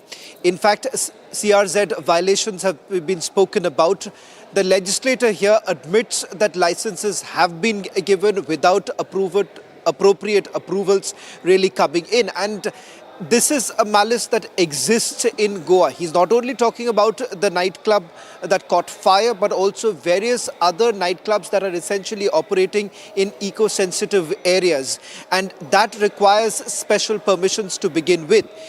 A sitting legislator, someone who has won multiple elections from that very constituency, and let me also make this very clear, Niranjan, Michael Lobo happens to be a prominent member of the Bharatiya Janata Party, wields enough influence. If he essentially now is saying that there is corruption, then perhaps the Chief Minister of Goa needs to answer this. In fact, when my colleague first spoke to the Chief Minister of Goa, and a question was asked as to whether at all there was pressure that was being built by a certain lobby of officers, particularly civil servants, to basically give some kind of a leeway to the Luthra brothers, to which he had essentially said that a commission will answer these questions. Now you have a sitting legislator who is saying that most of these nightclubs do not have approvals. They do not have the necessary licenses. And here he is asking for an inquiry to be carried out so that the inquiry reveals the truth. When the sitting legislator says, when he is in power and he is the one who is essentially saying that everyone is involved, that gives you a sense of what's really happening currently in Goa. Swarali is also joining us live. I'd like to play out, a large part of what he just said. We will do that, Swarali, but I wanted to come to you. You spoke to him. And at one point he even says, you can take me on record. So it's not as if people are speaking about it, behind closed doors or secretly. It's an open secret that half the clubs are illegal, which means half of Goa's clubs should be shut. It's a ruling MLA saying it, right? Can you tell us what else did Michael Lobo tell you? What were your takeaways when you spoke to him? Swarali. Yes, he was seen to be furious and little agitated because the Goa fire tragedy has taken place in his constituency, and he was also saying that I also take a responsibility as a sitting MLA, but the permissions and legalities that were given away was not in my jurisdiction. But the major point of his allegation was that why was just a demolition notice given by the Sarpanch Roshan Redkar. He was saying that the demolition notice seems to be a chance for alleged perpetrators, Luthra brothers, to go and appear in front of Directorate Panchayat and bring a stay order, because a stay order was given by the upper authorities, and that's why the demolition notice that was given out by the Sarpanch, the order was not executed. And he was saying why in first place all the measures, checks and balances were missing. So why in first place even the trade license was issued? According to him, he has told us on record, on camera, that all the other licenses, before generating all the other licenses, seeking all the other permissions, maybe from Excise Department, Town Planning Department, Fire NOC, the trade license was signed first by Roshan Redkar. Republic TV has also accessed the same document, and he's saying that you can check it yourself, that the sign is seen. So he was trying to tell us that why was the trade license not cancelled? Sarpanch himself had an authority to cancel the trade license. So the allegations over here is, on the other hand, he's also saying there are several other departments involved, which he did not name, which he did not want to name on camera. Yeah. But he said the entire Nexus network should be exposed so that the justice is done to the victims and bereaved family members. I'm going to play out a large part of that interview that you did with him. Swarali was the interview there, was the reporter there who spoke to Michael Lobo. Ladies and gentlemen, we speak about corruption. Rarely will you ever hear a sitting MLA confess to corruption. Here it is. People who are responsible. Based on this license, सब लोगों ने licence दिया. Fire ने दिया, pollution control board ने दिया, FDA ने दिया, फूड एंड ड्रग्स. बाद में इलेक्ट्रिसिटी ने कनेक्शन दिया. उसके लिए भी पंचायत ने ही NOC दिया. अच्छे से इंटरव्यू करते हैं ना सर, बहुत important case. See, I will give you interview. You stay. Let the magisterial inquiry complete. See, I talking beforehand is wrong. I know the subject because I am a contractor. I am a builder myself. I am a hotelier. I have got restaurants. I am in the business. This is what we follow.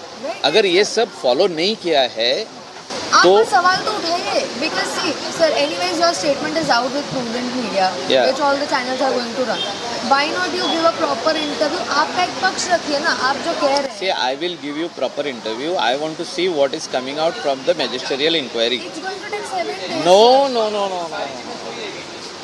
It will not take 7 days. I have already spoken to SP North. I said, if at all things are not going in direction, I will have to come in your office. Because I am the MLA of the constituency. People are wanting to know what is happening. 25 people have died, have perished. And you are supposed to protest in the office. Yeah, I am waiting for them to come out. See, I have to also give them time. So let them come out with their story.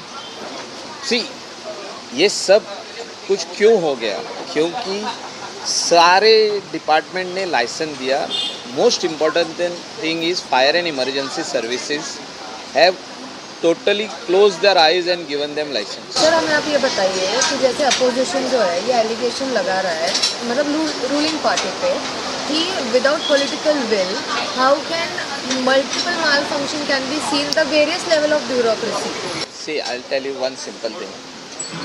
आपको foundation के बारे में बोला मैं. जब foundation ने ही दे दिया है, वहाँ से ही बीज चालू हो गया ना. The seed was planted there and it came up from there. So it is the same thing. So वहाँ से ही सब लाइसेंसेस इशू हुए और वहाँ से इशू हुए करके बाकी के सब लोगों ने लाइसेंस दिए. मतलब आप ये कह रहे हैं कि एक लेवल पे जब लाइसेंस इशू होता है तो rest of the authorities get a chance to issue, but they should have inspected. They have not done the inspection. All the departments, fire, revenue, excise, construction, town planning. ना town planning आया ही नहीं, क्योंकि town planning को bypass किया ये लोग. Sir, लेकिन उनकी परमिशन के बिना जगह पूरा प्रॉपर्टी बन कैसे सकता है? किसने बनाया अभी? This is what I am saying. No, they issue the trade licence. अभी स्ट्रक्चर ही नहीं था, स्ट्रक्चर बना दिया गया बाद में. टेम्पररी था स्ट्रक्चर, 20 साल पहले था टेम्पररी. अभी परमानेंट बनाया उसको. तो आप कह रहे हैं कि 20 साल से शैक था, जैसे बीच पे होता है. शैक बोले तो उसको ऐसा पत्थर से बांधकाम था, ऊपर से वुडन था, ऊपर से ऐसा छुट्टा और ये था जो बीच शैक क्या होता है, ऐसा था. जैसे कि लोग बैठे और बियर पिए. क्लोज नहीं था, साउंड प्रूफ नहीं था. अभी सब हो गया ना वो.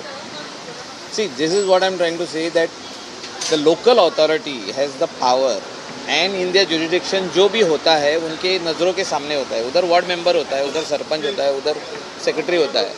I am the MLA of the constituency. My work is development of the constituency. Now these people have failed and they are trying to push the buck on the government. I am not saying government is also right. Government के जो ये officer है जिसको suspend किया है, ये लोग गलती में है.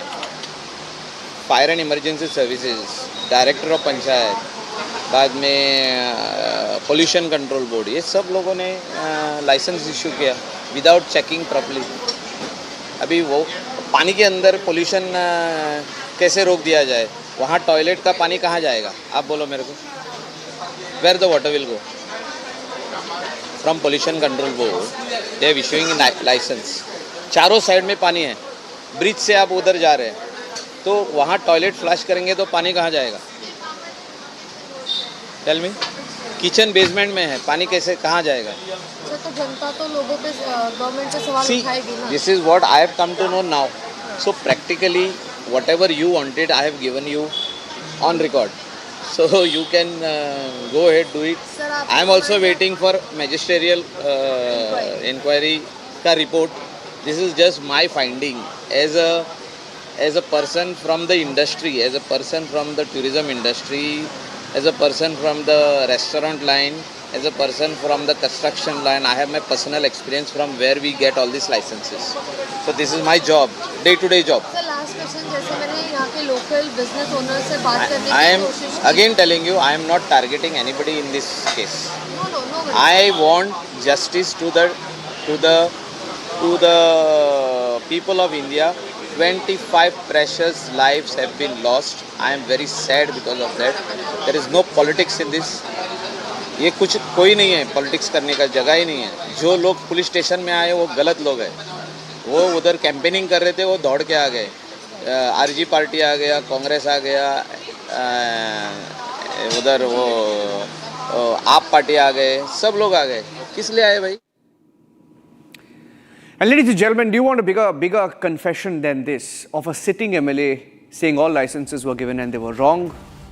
How do licenses just are distributed to outlets, restaurants, clubs without approvals?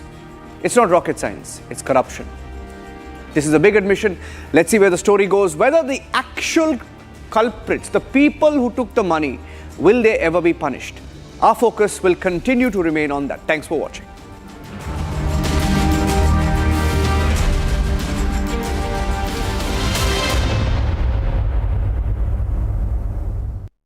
Co-powered by Century Ply Club Prime. रहो बेफिक्र।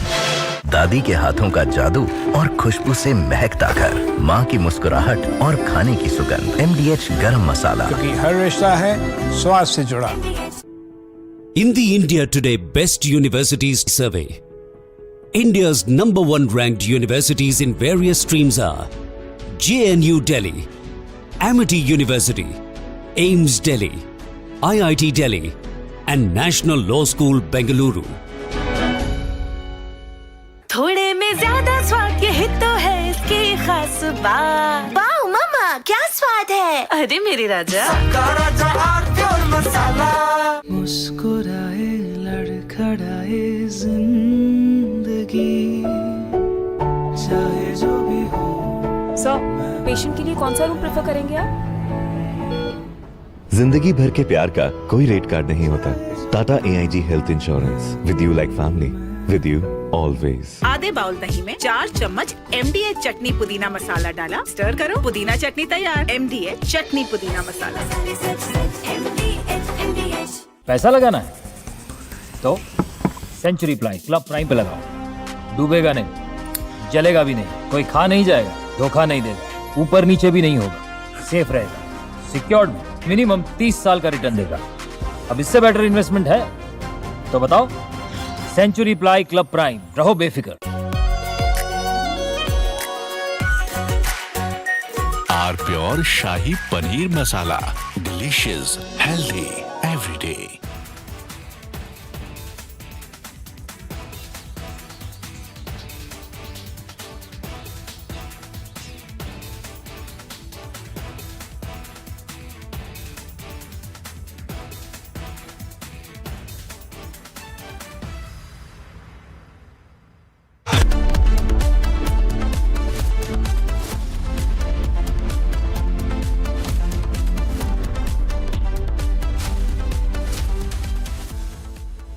Co-powered by Century Ply Club Prime. रहो बेफिक्र। आधे बाउल दही में 4 चम्मच MDH चटनी पुदीना मसाला डाला, स्टर करो, पुदीना चटनी तैयार। MDH चटनी पुदीना मसाला। पैसा लगाना है तो सेंचुरी प्लाई क्लब प्राइम पे लगाओ। डूबेगा नहीं, जलेगा भी नहीं, कोई खा नहीं जाएगा, धोखा नहीं देगा, ऊपर नीचे भी नहीं होगा, सेफ रहेगा, सिक्योर्ड, मिनिमम 30 साल का रिटर्न देगा। अब इससे बेटर इन्वेस्टमेंट है तो बताओ। सेंचुरी प्लाई क्लब प्राइम, रहो बेफिक्र। आर प्योर सूजी पास्ता उबालो मिलाओ और खाओ 8 मिनट में तैयार। क्या टेस्ट है सबका राजा हार्डवेयर मसाला। मुस्कुराए लड़खड़ाए जिंदगी चाहे जो भी हो। सर, पेशेंट के लिए कौन सा रूम प्रेफर करेंगे आप? जिंदगी भर के प्यार का कोई रेट कार्ड नहीं होता। Tata AIG health insurance, with you like family, with you always. अब छोलिया हो या लोबिया, सफेद चने या काले चने, सब कुछ मजेदार बने। केसरिया से मन जोगी हुआ रे, दिल झूमे देखो मतवारा हुआ रे। केसरिया से मन जोगी हुआ। हर पल मनाओ केसरी त्योहार। विमल, बोलो जुबान केसरी। थोड़े में ज्यादा स्वाद, यही तो है इसकी खास बात। वाओ मामा, क्या स्वाद है। अरे मेरे राजा, राजा और मसाला।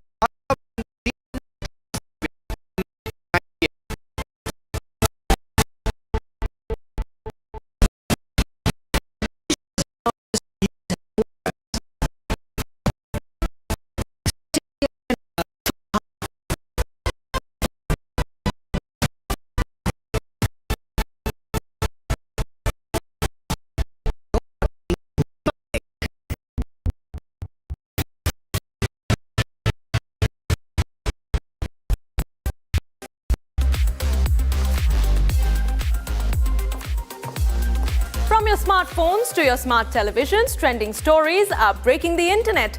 Smriti Mandhana has made her first public appearance after calling off the wedding with Palash Muchal. And the internet cannot stop gushing about her. A picture of poise, grit and grace. Next up, Trump has gone viral yet again with his tweet on Mexico, and America cannot help but agree. Meanwhile, Indonesian president's comment to Putin is grabbing eyeballs. Seems like the Russia's supreme leader's visit to India has made him rather envious. And viewers, the next one is straight out of a book. Khloe Kardashian seems flirted with a teacher online. The teacher in question had to shoot a shot. Of course, the internet does not blame him. Meanwhile, Elon Musk seems to have triggered the wokes, and it is safe to say they are not happy. Last but not least, it's a truly global collaboration between Prada and the famous Kolhapuri chappals. We have this and a lot more packed for you in this episode. I am Oyana and this is Trending.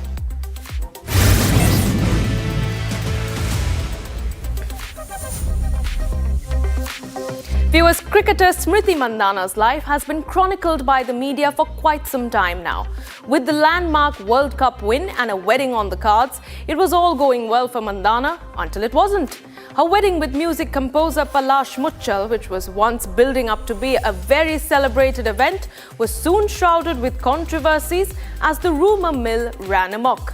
And now, after an announcement of a wedding cancellation dispelling any and all rumours, Mandhana was at the receiving end of immense media scrutiny. In her first sighting since the cancellation of her wedding, Smriti Mandhana was spotted at the Amazon Sambhav Summit as a featured sports icon. The media flew into a frenzy as they fawned over the graceful demeanour of the star cricketer in her ensuing interactions. And the Team India vice-captain was at the summit, sharing the stage with World Cup winning captain Harmanpreet Kaur of the tournament in ICC Women's ODI World Cup 2025.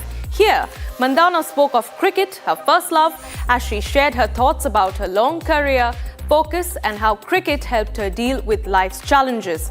Her answers amid the media interaction won hearts as netizens swarmed in with encouraging words and support for the star cricketer online.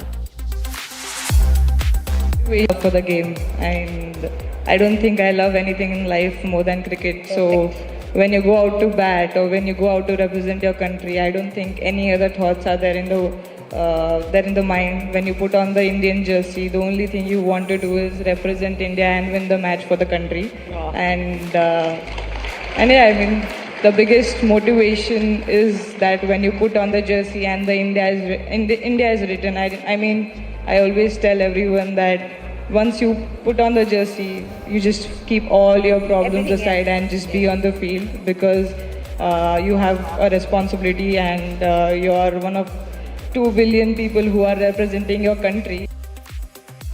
Viewers, the internet has only sent in a steady stream of love, adulation, encouragement and support to Smriti Mandana as she takes on life in the aftermath of the controversy surrounding her wedding and its subsequent cancellation. From praising her spirit of sportsmanship as she talks about the donning of the Team India jersey, to lauding her grace and grit as she handles the questions and media attention, an array of warm and smiling comments awaited the star cricketer on social media.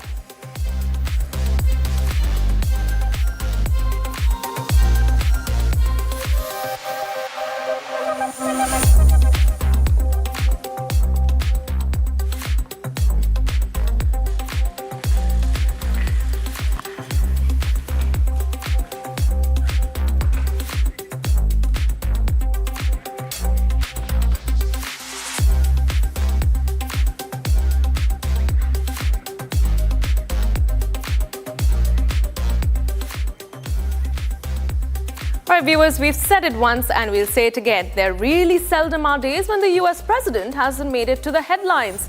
This time around, it's Trump's tweet casting a sewage problem on the southern border as a looming threat to the people of the United States. The president posted on Truth Social to rail against Mexico and the long-running Tijuana River sewage crisis, sparking a flurry of online activity in response.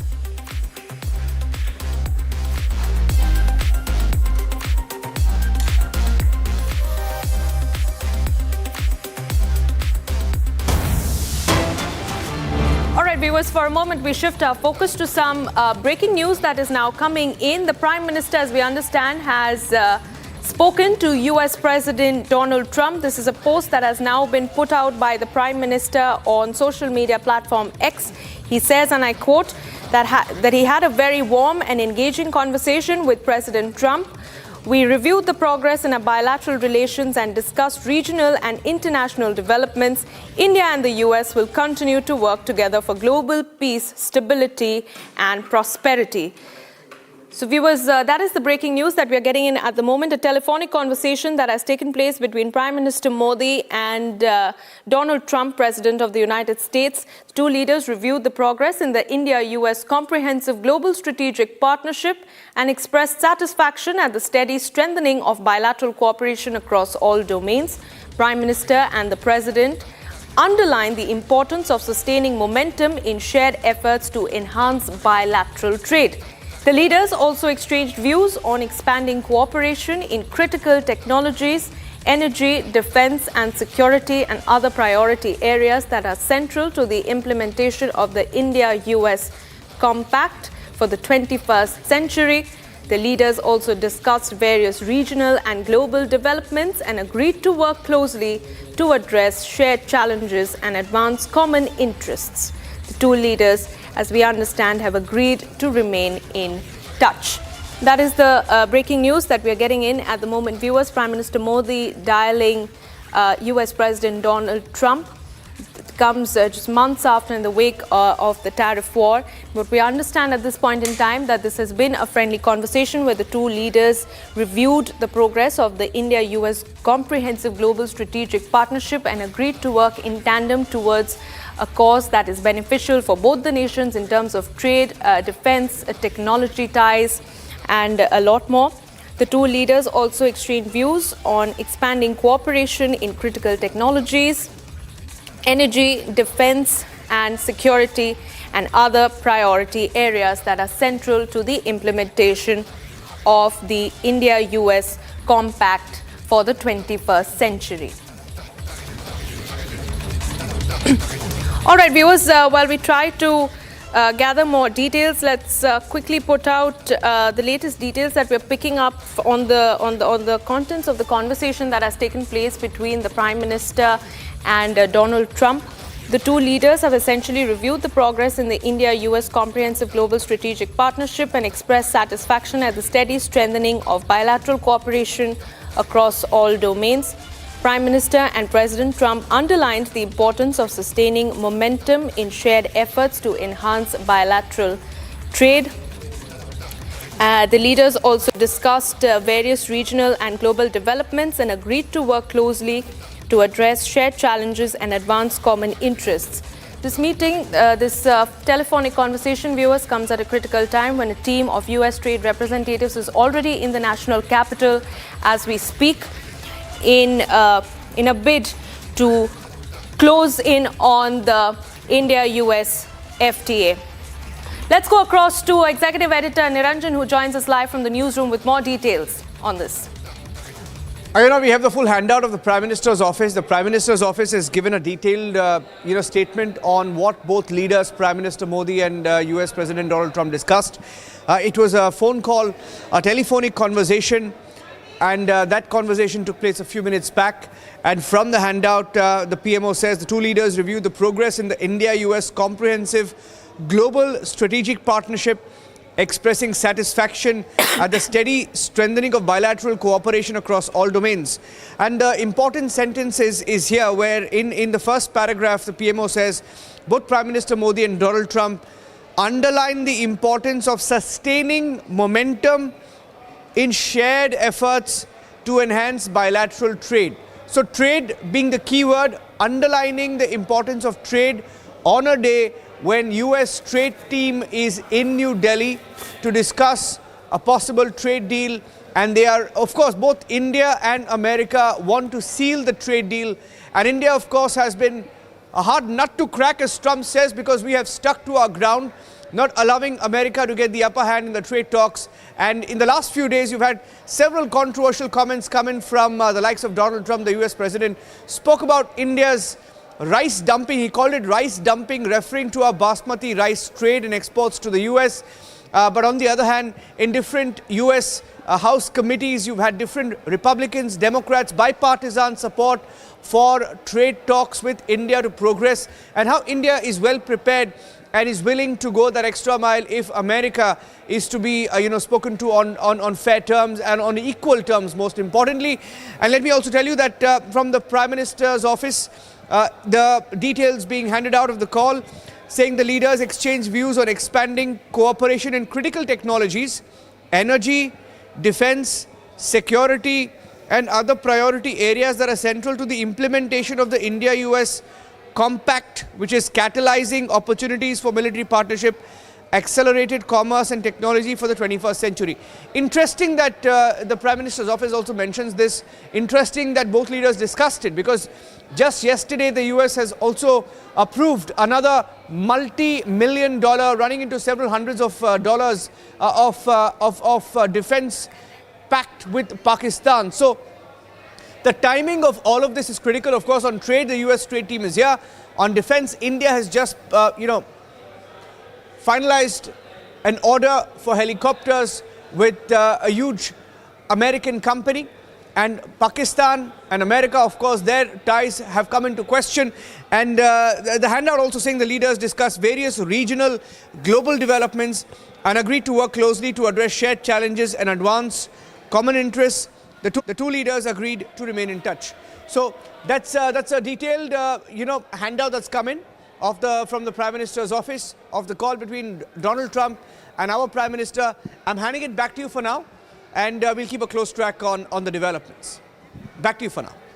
Right. Thank you very much, Niranjan, for giving us those details. On your screens now, viewers, is the entire statement that has been released by the Prime Minister's office on what essentially transpired during the telephonic conversation between Prime Minister Modi and US President Donald Trump.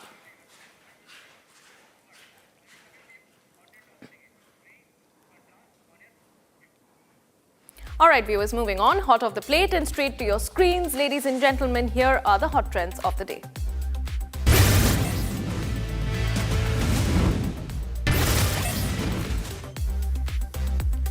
A skydiver narrowly avoided disaster when their reserve parachute, accidentally deployed, became entangled with the plane's tail.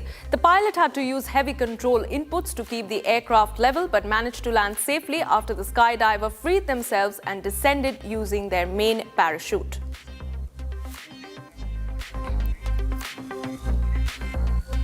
Actor Chiranjeevi is receiving negative feedback on social media following a recent remark where he made the Telangana Rising Global Summit, where the actor went on to the function with businessmen Anand Mahindra and Niti Aayog Vice Chairman Suman Beri. Chiranjeevi stated in his address that he was dancing with a girl at Annapurna Studios when he received an invitation to the event. Some internet users took issue with the remark and criticized the actor for his poor choice of words. In a busy neighborhood cafe in Cairo, Liverpool games that once attracted large crowds now see people opting to play cards or scroll through their phones when Mohamed Salah isn't playing. Salah, regarding as the Egyptian king and one of the world's top footballers, recently criticized manager Arne Slot after being left on the bench for 3 consecutive games. He told reporters he felt the club he has been for with 7.5 years had thrown him under the bus. Miss Universe 2025 Fatima Bosch reportedly left a live interview with American Spanish-language network Telemundo on the 9th of December after being asked uncomfortable questions about the controversy surrounding her victory at the pageant in Thailand. Fatima appeared on a program with hosts Lourdes Stephen and Carlos Adian and was immediately met with a rapid-fire round of uncomfortable questions about fraud claims, frozen bank accounts, and the internal investigations facing the Miss Universe organization. Actor Jennifer Lawrence and Josh Hutcherson are set to reprise their roles as Katniss Everdeen and Peter Mellark in a cameo for the upcoming Hunger Games prequel Sunrise on the Reaping. The film, based on Suzanne Collins' novel, explores the 50th Hunger Games, the brutal second quarter quell, featuring double tributes and devastating twists. Directed by Francis Lawrence, Sunrise on the Reaping is set to hit theaters and IMAX on the 20th of November 2026. At the 5th Red Sea International Film Festival in Jeddah, Alia Bhatt received the prestigious Golden Globe Horizon Award shared with Tunisian actress Hind Sabri. Dazzling in a floral gown, Alia Bhatt reflected on her journey from a passionate teen to a seasoned actor during a panel. She also gave a sneak peek of her upcoming spy thriller Alpha, Yash Raj Films' first female-led action film set for release in April 2026. An MS Dhoni fan took his passion to a hilarious new level by writing a contract at his own wedding, guaranteeing himself lifelong access to CSK and RCB matches. His bride Ashima read the agreement aloud at the mandap, drawing laughter from everyone around. The moment was captured by Dhruv Majetia's friends and quickly went viral on social media. In the document, Dhruv jokingly described himself as a devoted Dhoni and CSK fan and slightly terrified groom. Viewers, large flocks of migratory birds have started visiting the coastal area of Thoothukudi. Every winter, migratory birds like rosy starling arrive in India's Central Europe during October and returning in March-April. Thousands of these birds have been sighted in Tamil Nadu's Tirunelveli district, including around 5,000 birds at the district hospital. Nobel Peace Prize winner Maria Corina Machado was seen in Oslo early Thursday, climbing over barriers outside her hotel to embrace supporters. The Venezuelan opposition leader has not made it to the Norwegian capital in time for the award ceremony held just hours earlier. The 58-year-old engineer quietly left Venezuela despite a decade-long travel ban and after spending more than a year in hiding.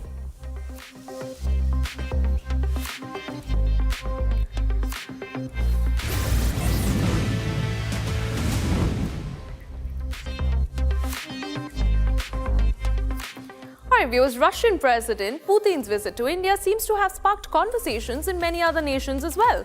This is as the Indonesian President Prabowo Subianto extended a light-hearted diplomatic invitation to Russian President Vladimir Putin during talks in Moscow on Wednesday. This invitation came with a sly comment that suggested that India should not remain the only destination on the Russian leader's travel itinerary. Using this opportunity, I would like to invite you to visit Indonesia at your convenience. Maybe it could happen in 2026 or in 2027.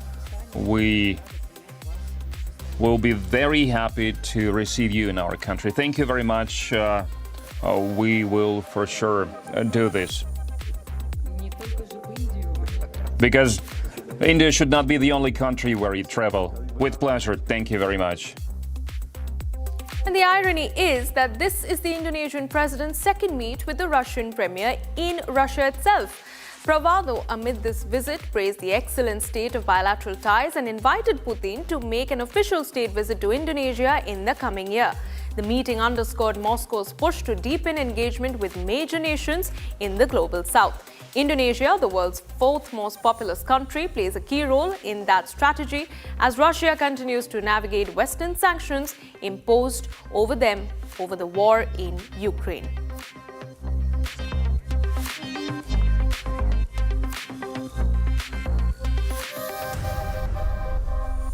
All right, viewers, moving on, social media has taken by storm as Khloe Kardashian was just asked out by a California-based teacher whose Instagram post she playfully commented on.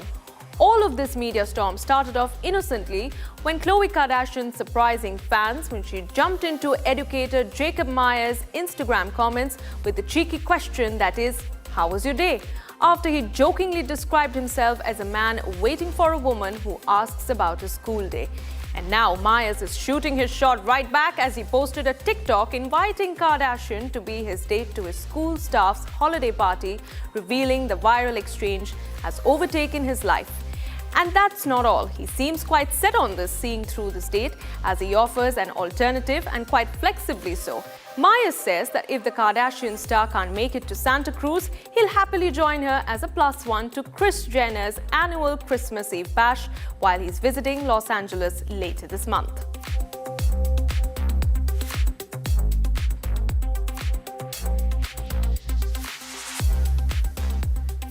And netizens have swarmed Khloe on every imaginable social media platform, urging her to say yes. As fans beg her to say yes, netizens have crossed all oohed and ahed over the cute, playful exchange online. From absolutely urging Khloe to take him up on this date to appreciating him to just be her type, which she needs, while some even hilariously quipped as to how his students would react on seeing this stir online, the internet.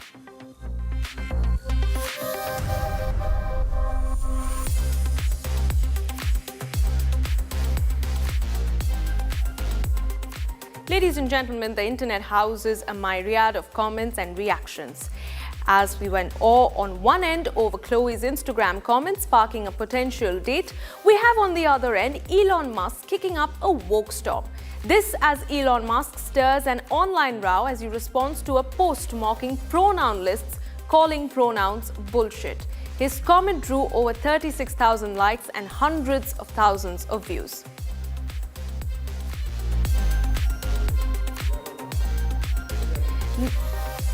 And well, netizens had quite the hot take to give on the matter, and they seemed to be in agreement with Elon Musk after all.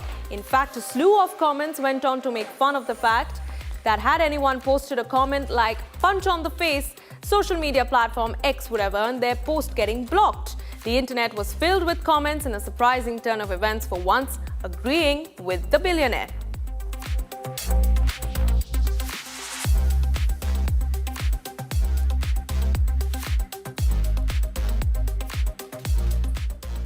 And that's all that we had for you in this edition of Trending, ladies and gentlemen. But do stay on with us on the other side, the debate with Arnab Goswami. Thanks for watching.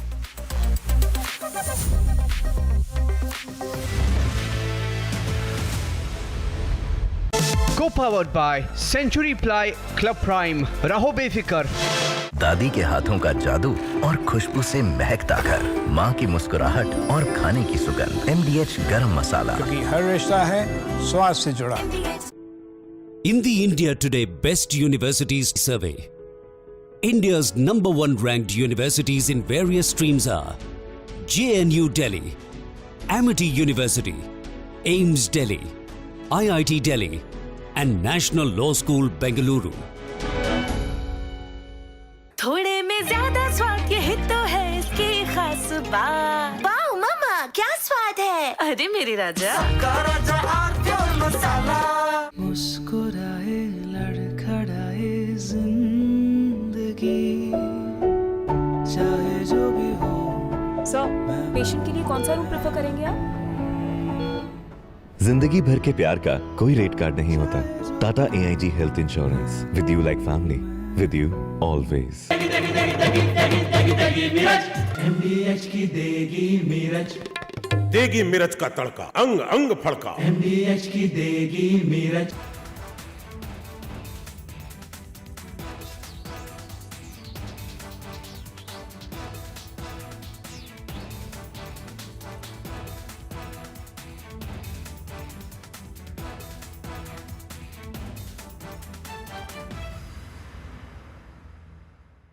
Pure सूजी pasta उबालो मिलाओ और खाओ। 8 minute में तैयार। क्या test है सबका राजा hardcore masala.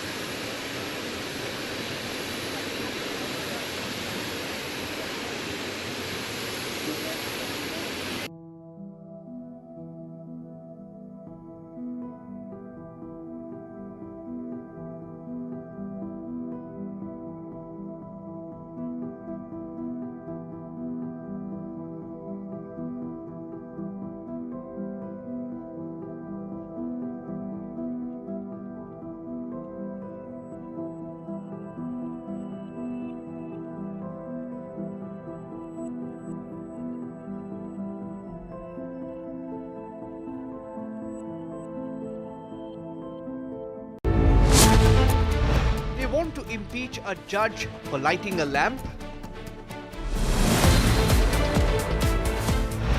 The only channel that fought for Dharmasthala.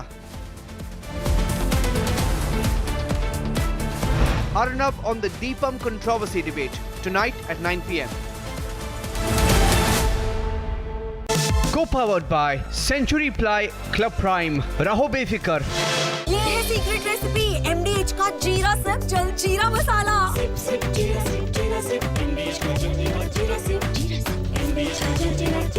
पैसा लगाना है तो सेंचुरी प्लाई क्लब प्राइम पे लगाओ। डूबेगा नहीं, जलेगा भी नहीं, कोई खा नहीं जाएगा, धोखा नहीं देगा, ऊपर नीचे भी नहीं होगा, सेफ रहेगा, सिक्योर्ड, मिनिमम 30 साल का रिटर्न देगा। अब इससे बेटर इन्वेस्टमेंट है तो बताओ। सेंचुरी प्लाई क्लब प्राइम, रहो बेफिक्र। थोड़े में ज्यादा स्वाद यही तो है इसकी खास बात। वाओ मामा क्या स्वाद है। अरे मेरे राजा राजा और प्योर मसाला। मुस्कुराए लड़खड़ाए जिंदगी चाहे जो भी हो। सर, पेशेंट के लिए कौन सा रूम प्रेफर करेंगे आप? जिंदगी भर के प्यार का कोई रेट कार्ड नहीं होता। Tata AIG health insurance, with you like family, with you always. दादी के हाथों का जादू और खुशबू से महकता घर, माँ की मुस्कुराहट और खाने की सुगंध। MDH गरम मसाला, क्योंकि हर रिश्ता है स्वाद से जुड़ा। केसरिया